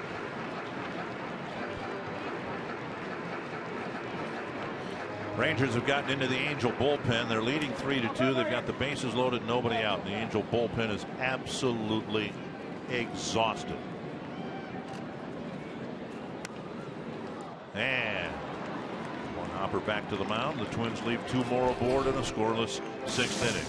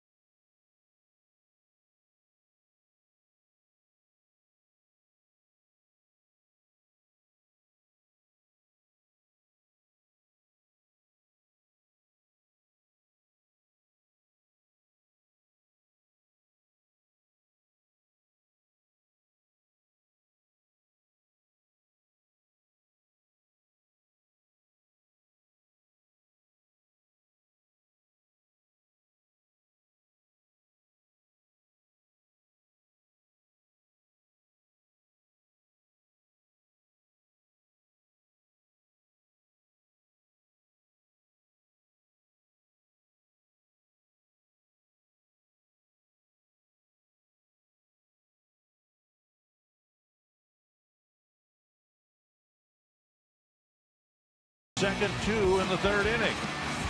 Yeah, 3 runs on 3 straight hits in that second inning. A big blow was a 2-run double by Alex Rios. And then in the third inning, a 2-run home run by Salvador Perez made it a 5-0 lead. And Max Kepler, we saw him get his first major league hit, that coming in the third inning. And then Danny Santana with a RBI single.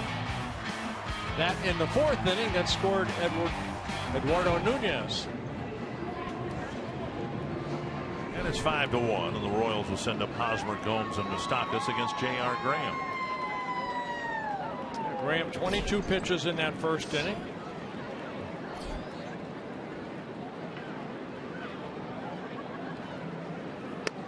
Swing and a strike.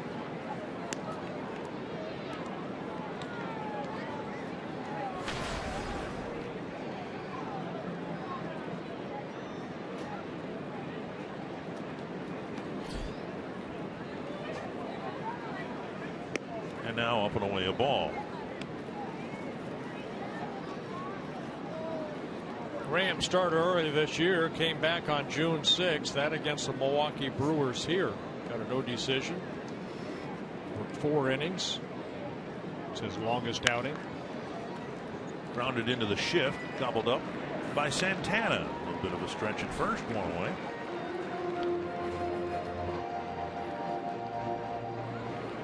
One down, and that'll bring up Johnny Gomes.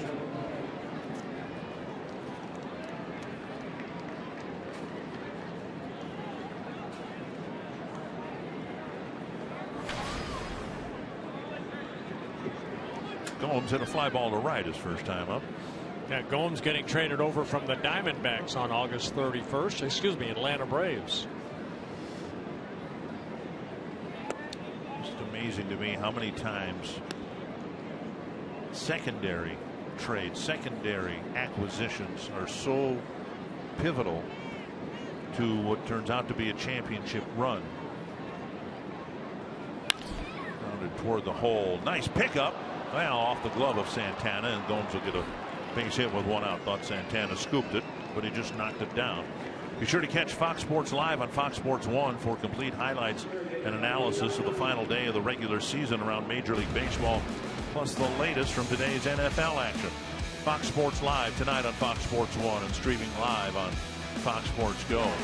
It's one of the reasons that I like the Toronto Blue Jays. I think a lot of attention was made when they got David Price and Troy Tulowitzki, but I think one of the key guys for them could very well be Ben Revere. You know, a veteran guy. He's a 300 hitter, and if he gets on base, his speed can change the game. Christian Colon hitting here for Mike Moustakas. Another move that Ned Yost might not have made if the Rays weren't leading Toronto 12-1, but he makes it nonetheless.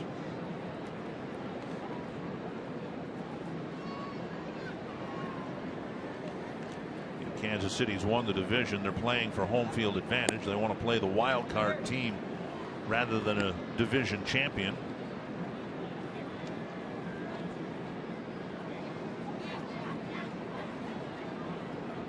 And so with the Blue Jays losing yesterday and getting thumped today, Blue Jays gave up 9 first inning runs. And now 3-0. I just showed you Ned Yost right there. He's in his 6th season as a manager of the Royals. Also managed the Milwaukee Brewers for 6 years, from 2003 to 2008. And Graham delivers a strike.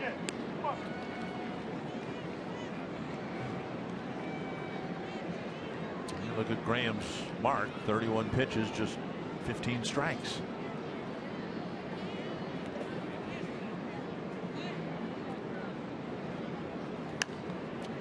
Inside, got a foul ball, 3-2. Of course, last year, Ned Yost and the Royals, as a wild card team, got into the World Series and faced another wild card team, the Giants, and there's that ongoing debate. You want to win your division, you want to be able to set up your rotation and all that, but it sure happens a lot, it seems, with a wild card team.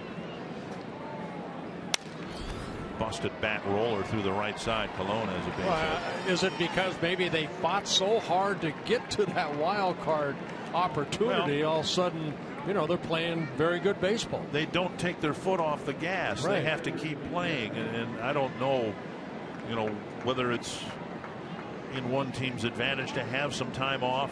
In Kansas City's case, I mean, they were down, they were beaten by the A's, and they had that thrilling comeback and won it in extra innings, and they swept the next 2 series. I mean, they had to keep their foot on the gas and got to the World Series. But in this instance, it may work to their advantage to have some time off and, you know, line up Ventura for an opening day start on Thursday. Here's Butera. Well, that's why the importance of Ventura's outing yesterday. You know, the 7 innings, right around the 100 pitches thrown. And then Cueto, I think they were hoping he'd get 6 or 7 in just to get stretched out a little bit, but he stretched out in 5 innings and threw 100 pitches.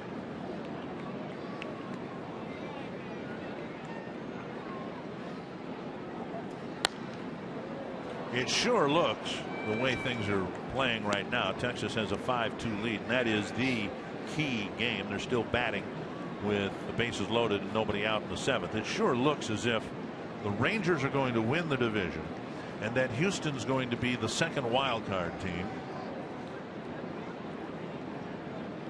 and that the Royals would play either the Yankees or the Astros in the ALDS starting Thursday in Kansas City. 2 strikes to Butera.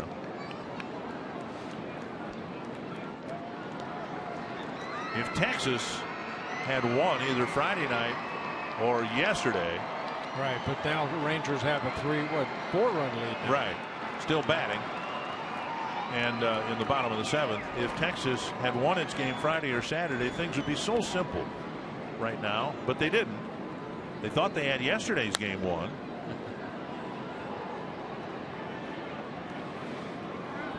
Well, that's what's made it exciting with that second wild card. It really has.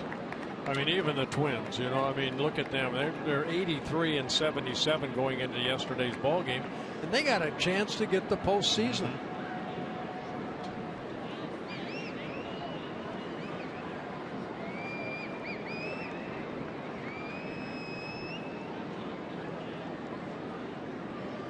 Breaking ball, flipped foul again by Butera as he's a tough customer with 2 strikes in this at bat. Nice catch by the fan. High fives all around. As complex as the playoff situation is, let's take a look at this catch. See the usher come down, say if he's all right. Say, yeah, could you get me a bag of ice, please?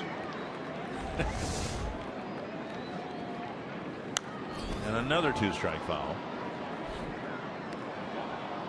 And now an usher just to our right had a chance to make a nice play, but he knocked it down, slowed it down a little bit, kept it in the Legends area. We haven't had a ball up in the booth here this year, have we?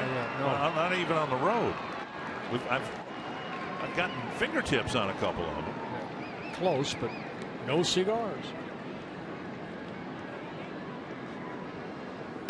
And now up. The radio booth has been peppered, and I don't believe they've caught one yet. And we don't have gloves with us. I know. Brian O'Rourke getting loose. Graham hoping to put Butera away.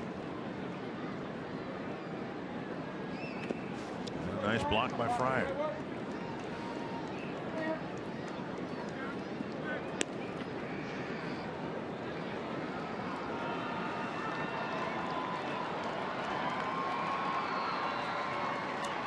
Butera has had 4 2-strike fouls in this at bat. He's got a good at bat right here.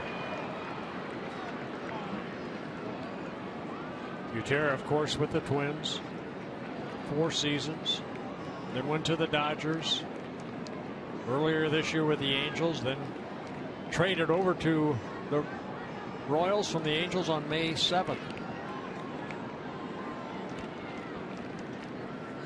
And that to the backstop. Fryer has no play. And it's a full count with first base open. It'll be a wild pitch charge to JR.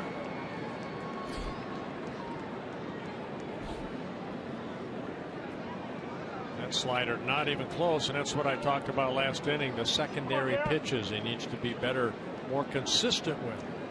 Well, look at that. The Rangers busting it open in the bottom of the 7th. 9-2. And they're still not comfortable. After what happened yesterday, yeah. Pour it on, boys. 3-2 now to Butera. Twins bring the infield in. And the 5th 2-strike foul in this battle between Butera and Graham. And when you've missed twice with breaking balls, I mean, wide, one was a wild pitch. What's Butera got to sit on right here? He's got to sit on a fastball.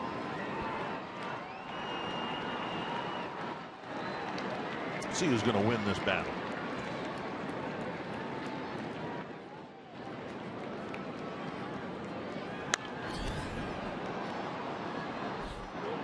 Six 2-strike fouls.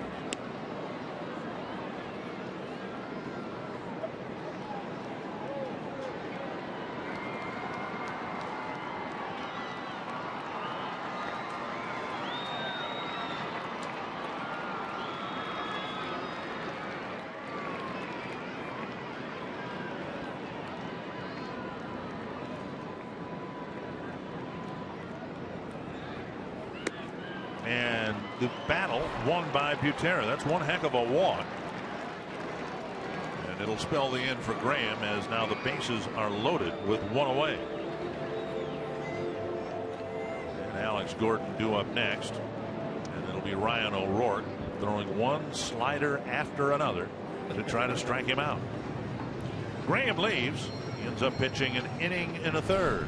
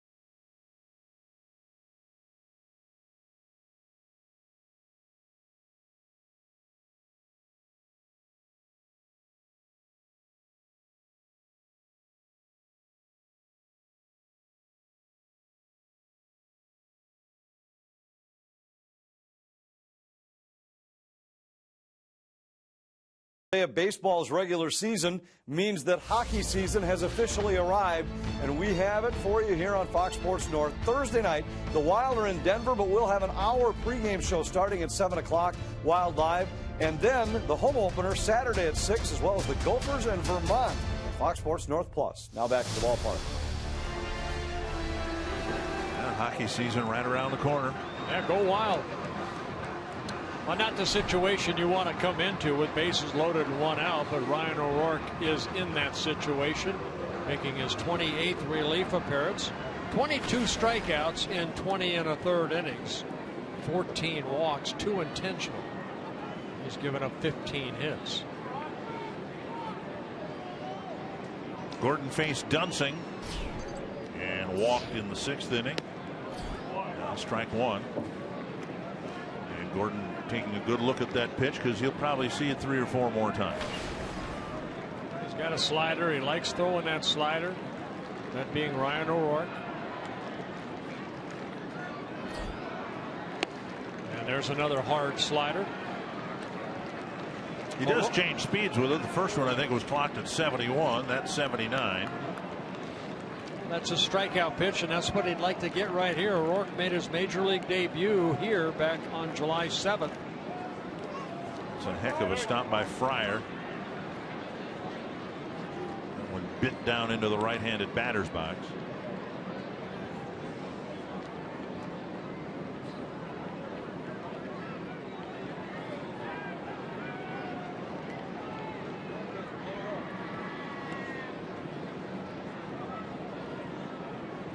And he backed it off to 79 miles per hour, a breaking ball for the second out. Again, that's his strikeout, and O'Rourke does pick up a big strikeout with bases loaded, now 2 outs. Good hard breaking ball there. O'Rourke, 27 years old. He started the season in Double-A, moved up to Triple-A, and getting called up in early July.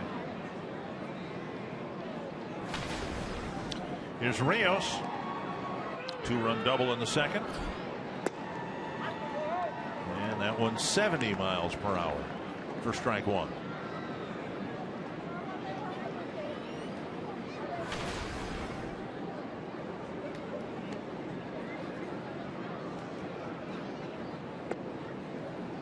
A fastball at 92.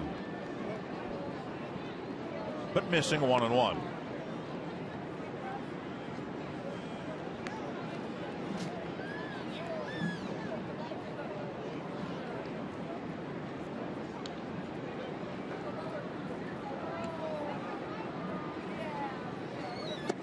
Good slider there. 79. Rios did not have a good swing. He's alternated low 70s, upper 70s with that slider. It's basically what Tyler Duffy does with his curveball, you know, add and subtract.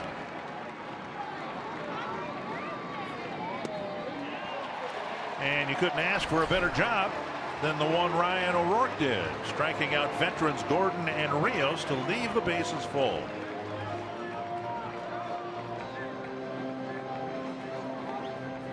Ladies and gentlemen, please rise as we welcome 2015 audition winners, Encore from Lakeville South High School, under the direction of Julie Brott, as they lead us in the singing of God Bless America.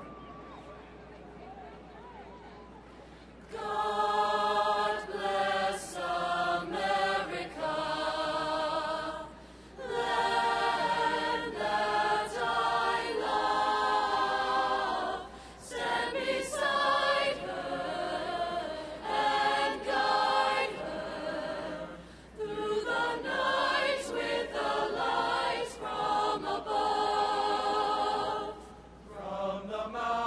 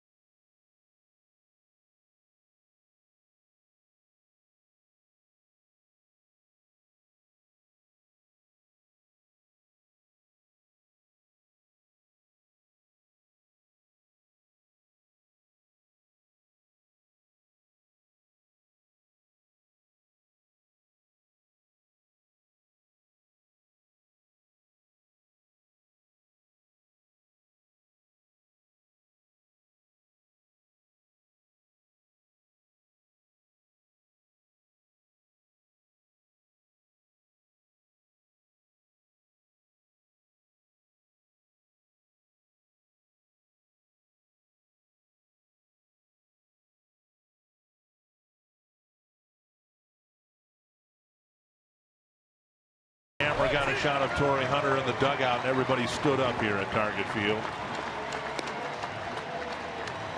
I will applaud him too. He's meant so much to this organization years ago, and certainly this year. And a lot of people are hoping that he'll be a part of this team's future as well. They're showing some of Tori's highlights in his younger days, and then this year.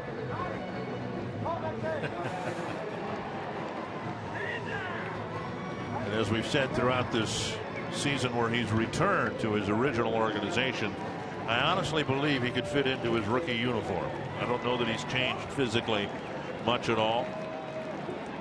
Christian Colon in at third base.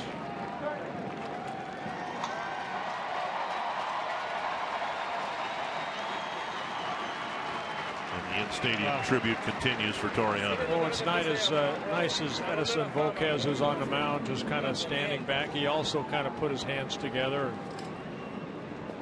clapping for Torii Hunter. Kepler fouls it back. You know, and you've gotten to know Torii over the years as I have, and I think we felt the same about him, even though he wore a different uniform. We've forever made comparisons, fairly or not, to Kirby Puckett, but I don't know that the Twins have had two players who were more respected by their opponents than Kirby Puckett and Torii Hunter. That's hard to do, to be a good player for the team you're playing for, but to be so universally admired by the team and the players you're playing against.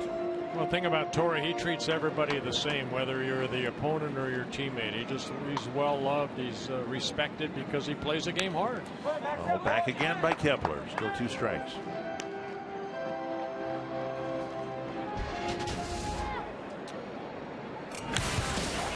This has been a rather remarkable return to the Twins organization, just based on the production of a 40-year-old outfielder. Yeah, you think about it. I mean, 40 years old, 22 home runs, driven in 81. Kepler pops it up left side. Colon fights the sun a little bit. Makes the play, 1 down.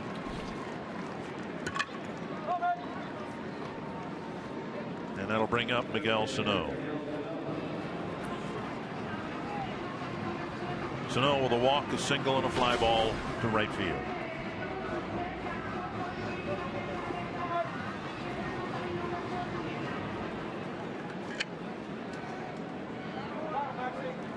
Houston and Arizona are tied at 3.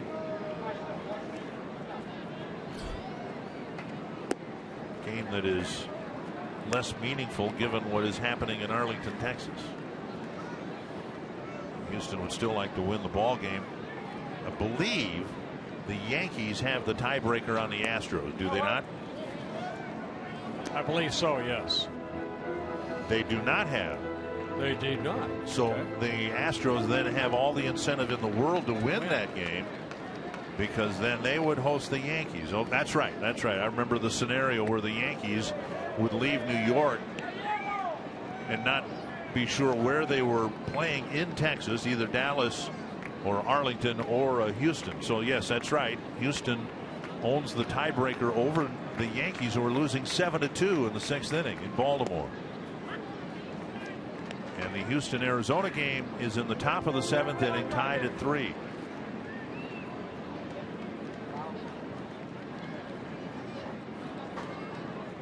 Three and 1 to Sano, and he grounds it foul. 3-2.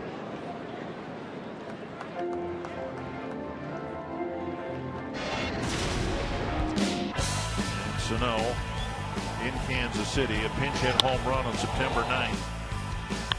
Remembering that this was at a time when he was in the midst of his hamstring issues. That's why he didn't start that night. And Sano takes a called third strike. It's been the story of this ball game. All the at-bats that have ended in a called third strike. 2 down. Yeah, 2 of the 3 strikeouts that Volquez has been able to get have been called third strikes. The 2-seam fastball came right back into that strike zone. saw all the pitches down. Well, Kez came in last inning, walked the first 2 batters, but then he picked up a couple strikeouts. And you got Robinson to hit a ball back to him to end the 6th inning. Check swing. Ball 1.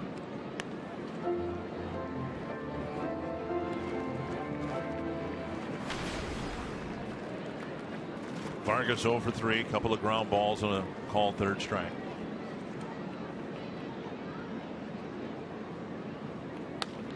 A high fly to right field and deep.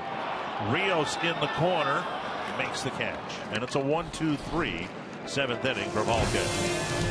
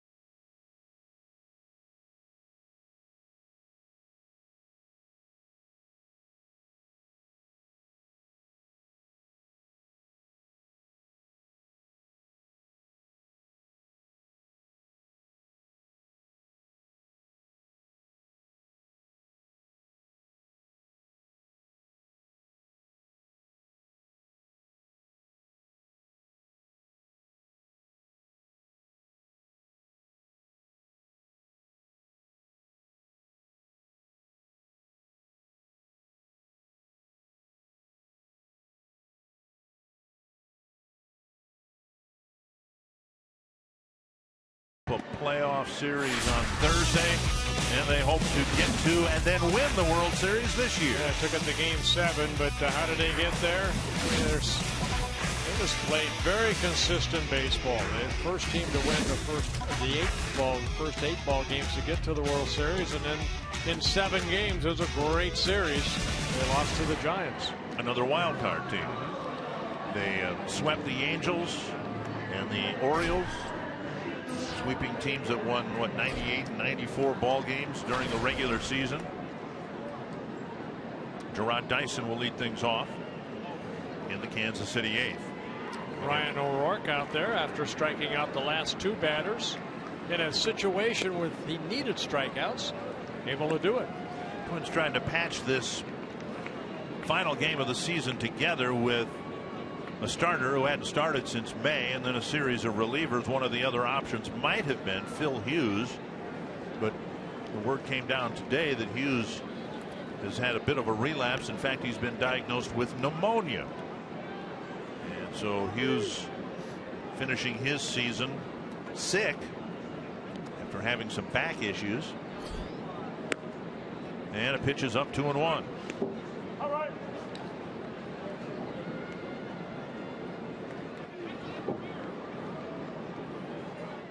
Got to trust the fastball here. He can get it over. Missing inside. Yeah. Dyson, Escobar, and Zobrist are scheduled. Want to make Dyson swing the bat. Make him make contact. And it's a walk. It's not been a well pitched ball game really from either side. Ryan Pena is going to hit. Carsoup.com trivia question. Eddie Murray's got to be one of them. Right. Chili Davis the other. Kendrys Morales. He did it this year. That's right. Well, I threw in Chili, so we still got the answer right. Yes. Ball hit to right center field. Francisco Pena with a base hit. And O'Rourke now has runners at first and third with nobody out.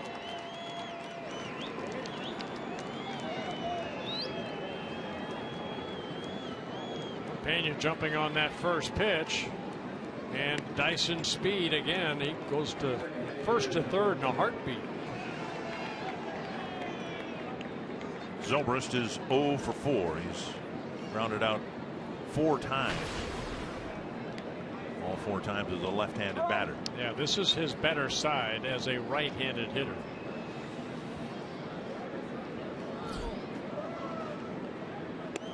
Inside, ball 1.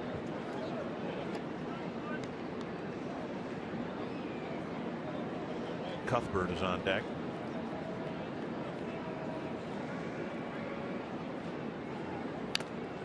And a grounder foul. Detroit is leading Chicago. It's in the bottom of the 9th inning. It's 6-0. But win or lose, the Tigers are still going to be a last place ball club. Who would have thought that? After winning the division last year.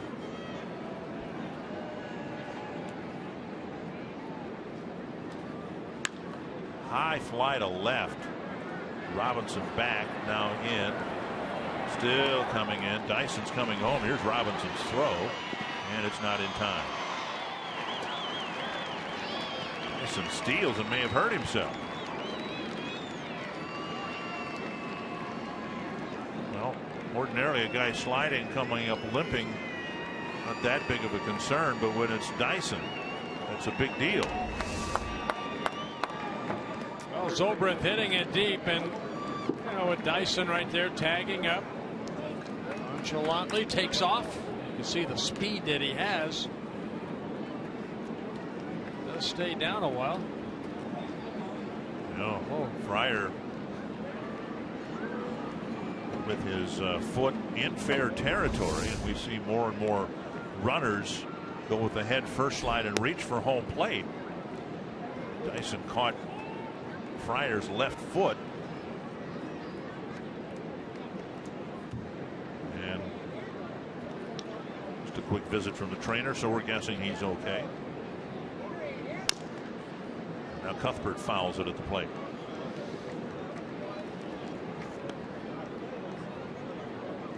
Cuthbert in his rookie season, 3 different stints this year with the Royals. The Diamondbacks have opened up a lead on the Astros. Paul Goldschmidt deep to left. 2-run home run, and the Diamondbacks now lead Houston 5-3. Angels just have 1 inning's worth of at bats left. They're down by 7 runs, but if the Arizona game holds, then the Astros would go to New York. The Yankees trailing 7-2, batting with a couple of men on in the 7th. Fouled away.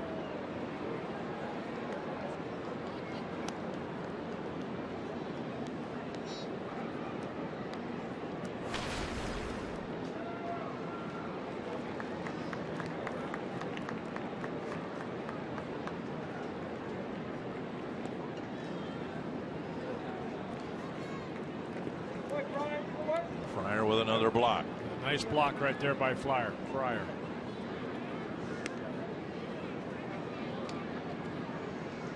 Pirates are leading in their game in the 8th inning. Cubs are leading in theirs in the 9th. If those scores hold, the Pirates would host the wild card game against the Cubs. Pirates with a phenomenal year, but they're still stuck in that wild card game, which has been so frustrating for them. Might win their 98th game, but finish at least a couple of games behind the Cardinals, who are already at 100 wins. Cardinals are trailing in the 7th inning to the Braves, but it really doesn't matter. Chopper to the left side, and Santana fires to Vargas to get Cuthbert.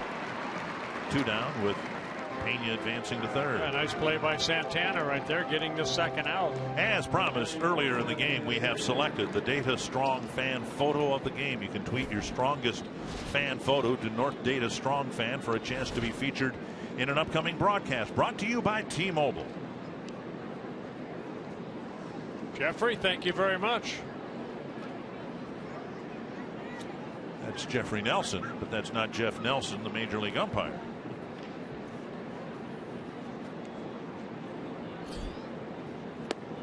Gomes with a swing and a miss.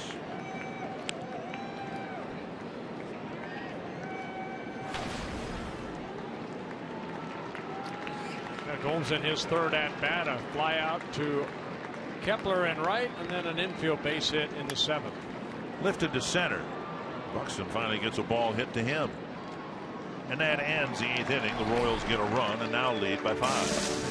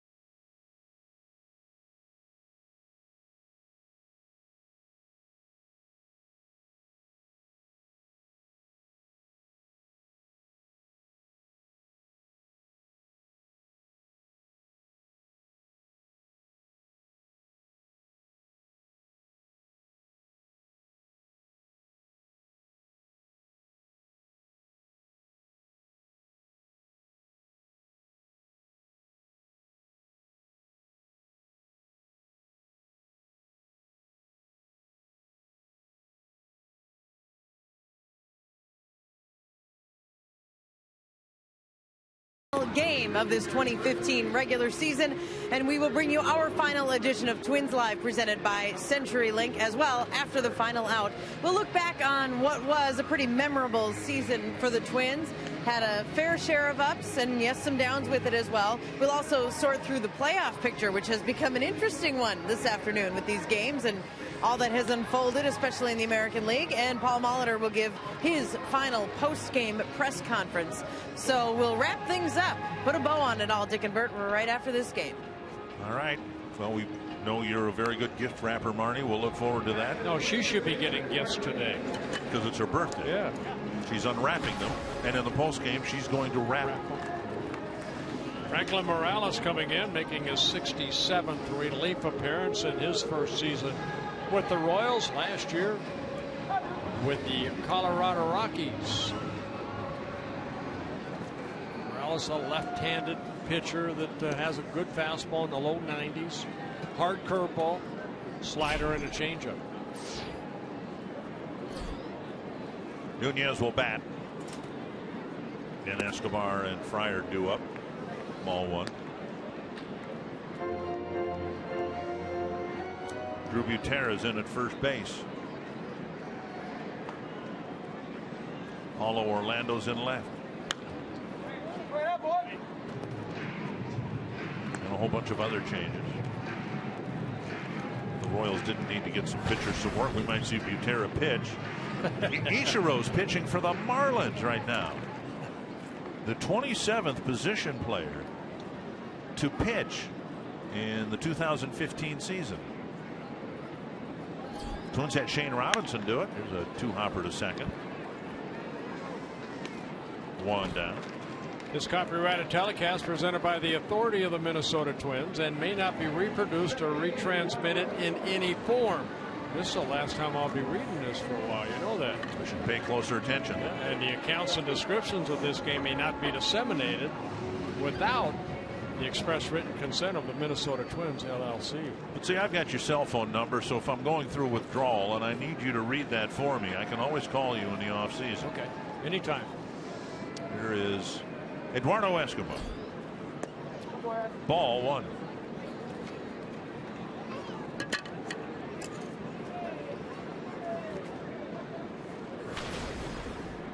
Escobar now hitting as a right-handed hitter, hitting .265. 1-1.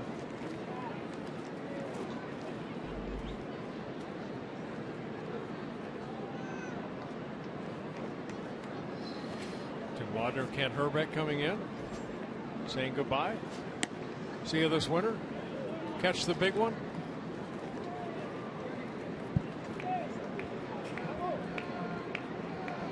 Two and one to Escobar. That's right. We'll see them at fantasy camp. Mm-hmm. Those poor campers. Well, no. You're a camper. I'm a camper. Why is that? I'm looking forward to it. Look what you got to work with.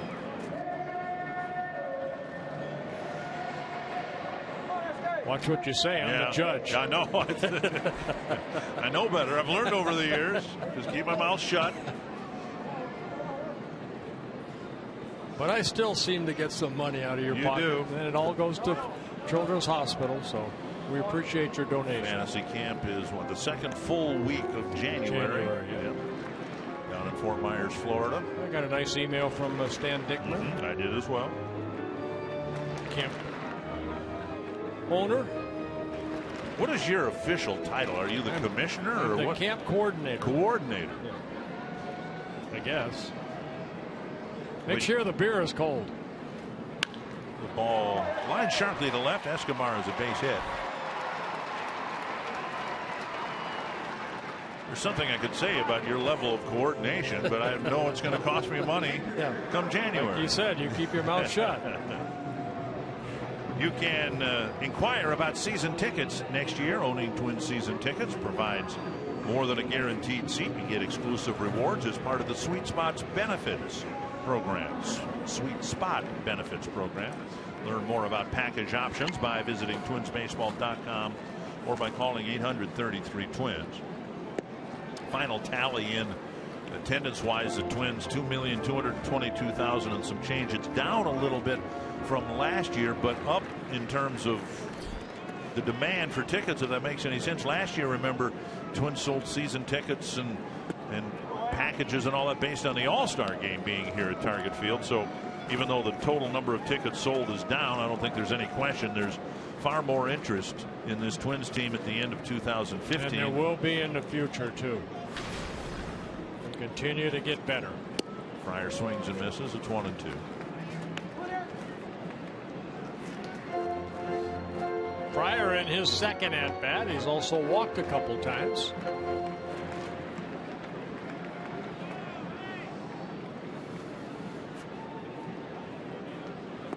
Inside 2-2. Playoff field is set. The Twins were eliminated yesterday. The Angels were eliminated today. Texas is the American League West champion. Houston is the wild card team. They're trailing Arizona now in the top of the 8th inning, 5-3. At stake is whether Houston would host the wild card game or go to New York and play it. 12 holes right now. Houston would go to New York. Yes. Yep. And there would be no game 163, or there will be no game 163. We know what the playoff field is now. Tapper towards short. How many can they get? Just the one. Fryer beats the relay, which is a far simpler outcome than what we could have had, remembering that if the Indians had stayed in the race, they would play not a game 163 tomorrow, but their game 162 tomorrow, and that could have set up a game 163 on Tuesday, and then a game 164 on Wednesday, and the wild card game would have been pushed back to Thursday. But none of that happened. But it was fun to think about it. Yes, there was. A lot more fun when the Twins were involved in the equation somehow. Fox Tracks was presented by Carrier, and Santana lifts a fly to right, and that wraps up the 8th inning.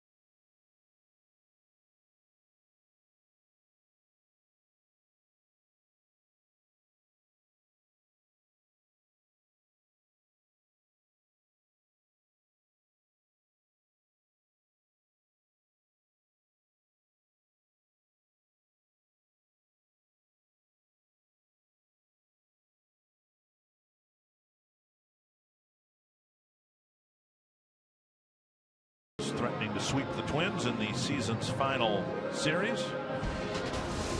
CenturyLink, what's next? There's the playoff field such as it is right now. In the American League, it's all set. At least the 5 teams that are involved are established now. The Royals don't know yet who they're going to play.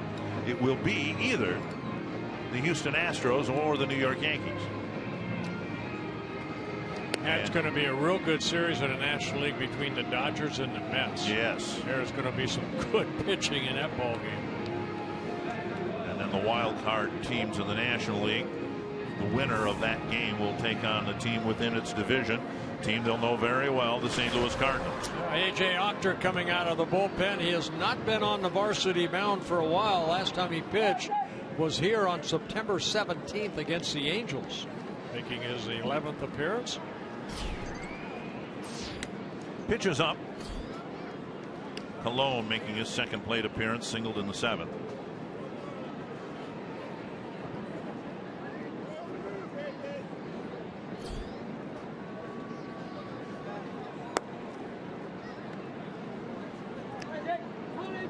Two and 0.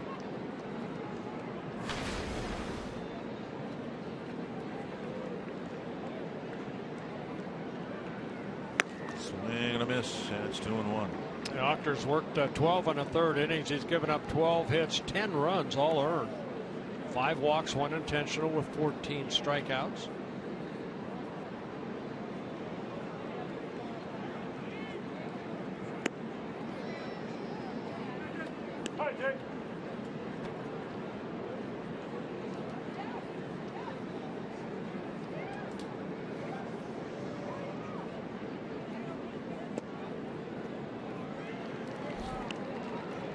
First pitch walk, first hitter walk, Octor. Oh, another walk. Each team issued way too many walks. And Torii Hunter, as we're in the 9th inning. What thoughts are going through his mind? When you played as long as he's played, well, you played what, 22 years, and you didn't get to the end of the season knowing that it was your last year. I don't know that Torii knows that, but he's left open the possibility that he might not come back next year. This one hit off the end of the bat to left, and Robinson runs towards the corner, now in, and Gutierrez quickly retired, one away. We just had Ken Herbeck up here, and I always thought it was really unfair for the fans and for Kent the way his career ended. He was dinged up a little bit, but the end of his career came at the end of the 1994 season. I think Kent maybe even announced that it was going to be his last year, but the 94 season was ended early because of the work stoppage. Right. And the assumption was, at least it was a drive to deep center field off the bat of Orlando, but Buxton's there to haul that ball in on the warning track, 2 away. At least the assumption I had was that they would never cancel the World Series, and so there would be some regular season to play, and Kent could, you know, come off the field in an appropriate fashion and maybe get a tip of the cap to the crowd or whatever. Right. But he, you know, we left the field in August and never did get back on the field. 2 down. And now Rios will bat. And a liner to Nunez.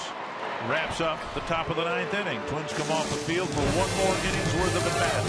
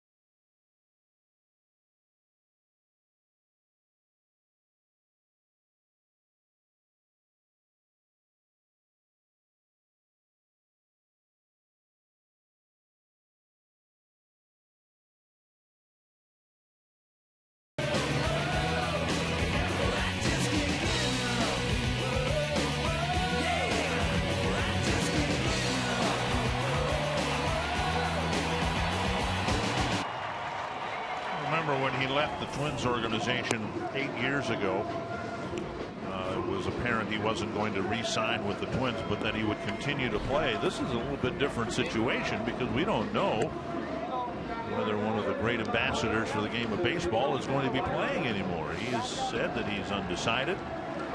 I would think the Twins would like to bring him back. He said if he's going to play, it's going to be here in Minnesota. Luke Hochevar is going to pitch to Byron Buxton.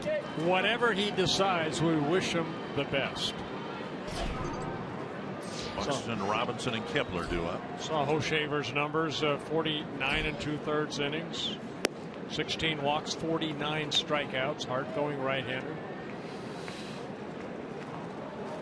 His season started a little late because he was recovering from the Tommy John surgery. First outing was in early May. 1-1 to Buxton. Now another Royal right-handed reliever will be going through that process. Greg Holland, their closer, had surgery the other day. Expect him back at all next year, and the Royals contractually might not have him in a Royals uniform anymore. Royals have an option on Holland services, but why would you pick up the option when the guy's not going to be pitching for him? 1-2 to Buxton. Walk, couple of strikeouts, and a fly to right. Pitch up, fouled it back.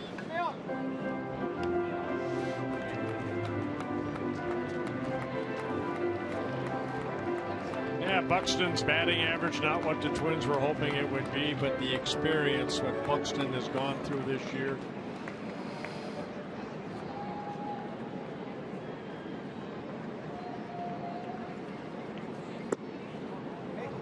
And a breaking ball missing, 2-2. Yeah, Hochevar's always had a very good curveball. 32 years old now. He's in his 8th season with the Royals. Missed all of last season due to the Tommy John. Foul back.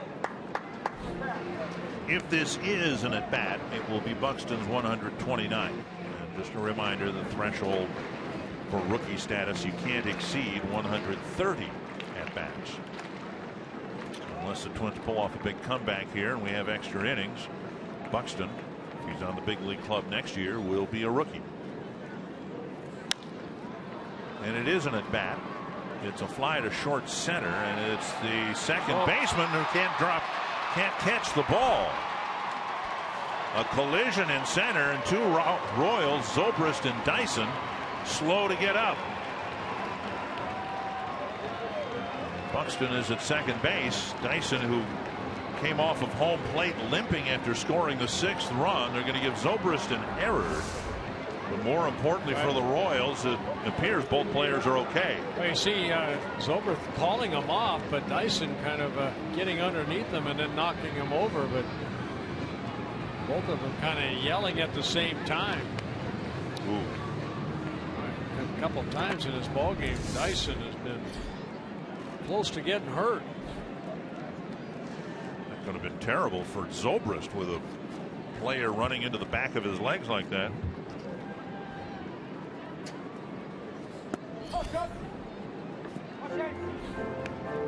Ball 1 now to Robinson.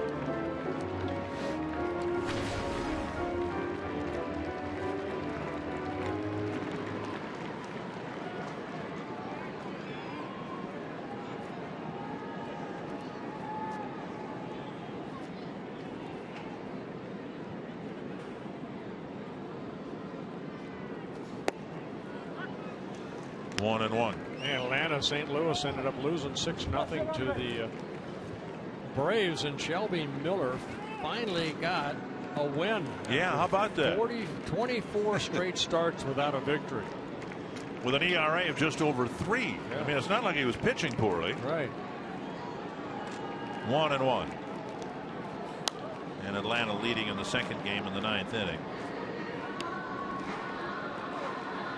I would think if you're the Royals or the Cardinals or any team that has been in first place most of the year, you're ready for the postseason now, aren't you? I mean, you've been in first place and you've been You can't help but think about the postseason when you've been in first place all year long. Yeah, you just can't wait for it to get there, and you want to make sure you're playing good baseball, though. Robinson retired. Buxton still at second. Colon had to hurry his throw because Robinson hustling out of that box.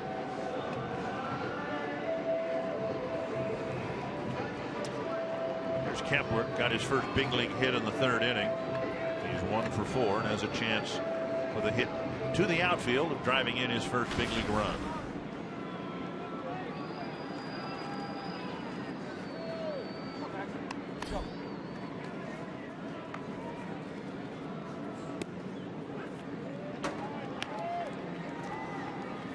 One strike to Kepler.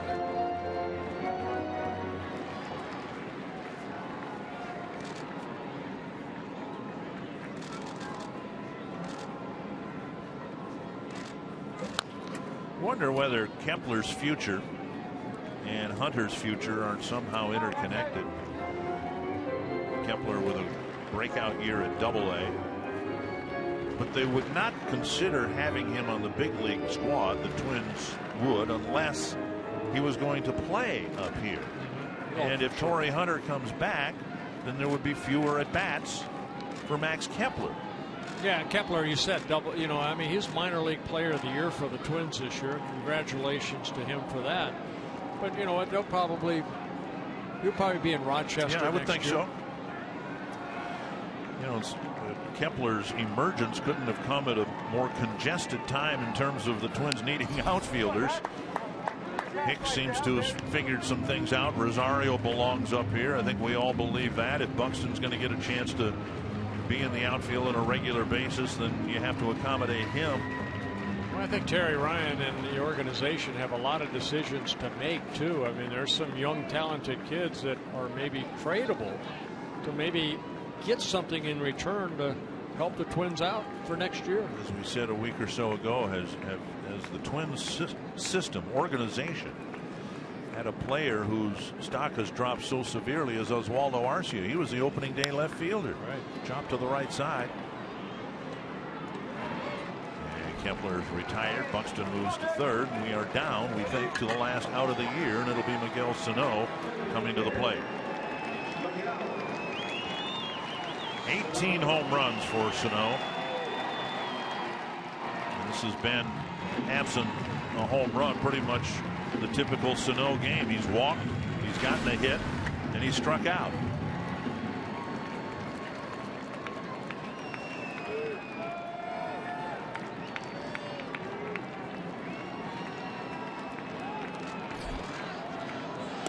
He takes strike one.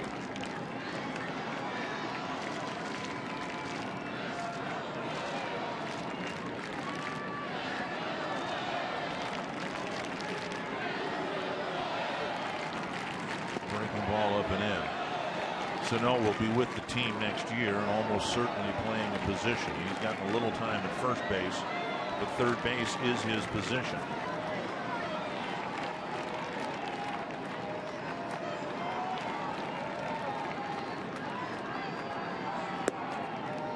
Two and one. I think before we sign off, I think we again have to congratulate the Kansas City Royals on winning the division and wish them good luck there. I mean, they're in the American League Central. Kind of pulling for them. As Torii said when he addressed the crowd, they're representing the Twins in the playoffs. Right. Half swing, but a strike. And it's 2-2. Sano didn't like the call, but from up here, it looked like he went. Yeah, like a little cutter right there, but good spot. Down and away. 2-2 from Hochevar to Sano.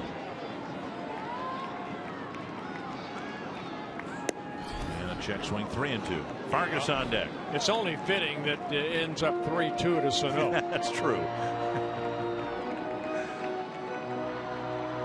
He's had 278 at bats, and I guarantee you half of them been 3-2. Sure seems that way. 3 times today. And a ball lifted to right field. And the season comes to a close. The Twins will finish 2015 with a winning record 83 and 79. Well, it's sad to say, you mentioned it earlier, Dick, that the season is over with. A progressive season for the Minnesota Twins, and I'm already looking forward to 2016. Well, the Twins improving Tom Hanneman by 13 wins from 2014 to 2015, and we can't wait to get 2016 started in just a matter of months. Agreed, Dick. The Royals race into the postseason with their 5th consecutive win this afternoon in a series sweep of the Twins. Up next on Twins Live, presented by CenturyLink. We look back and look ahead. We preview the playoffs and hear from Paul Molitor.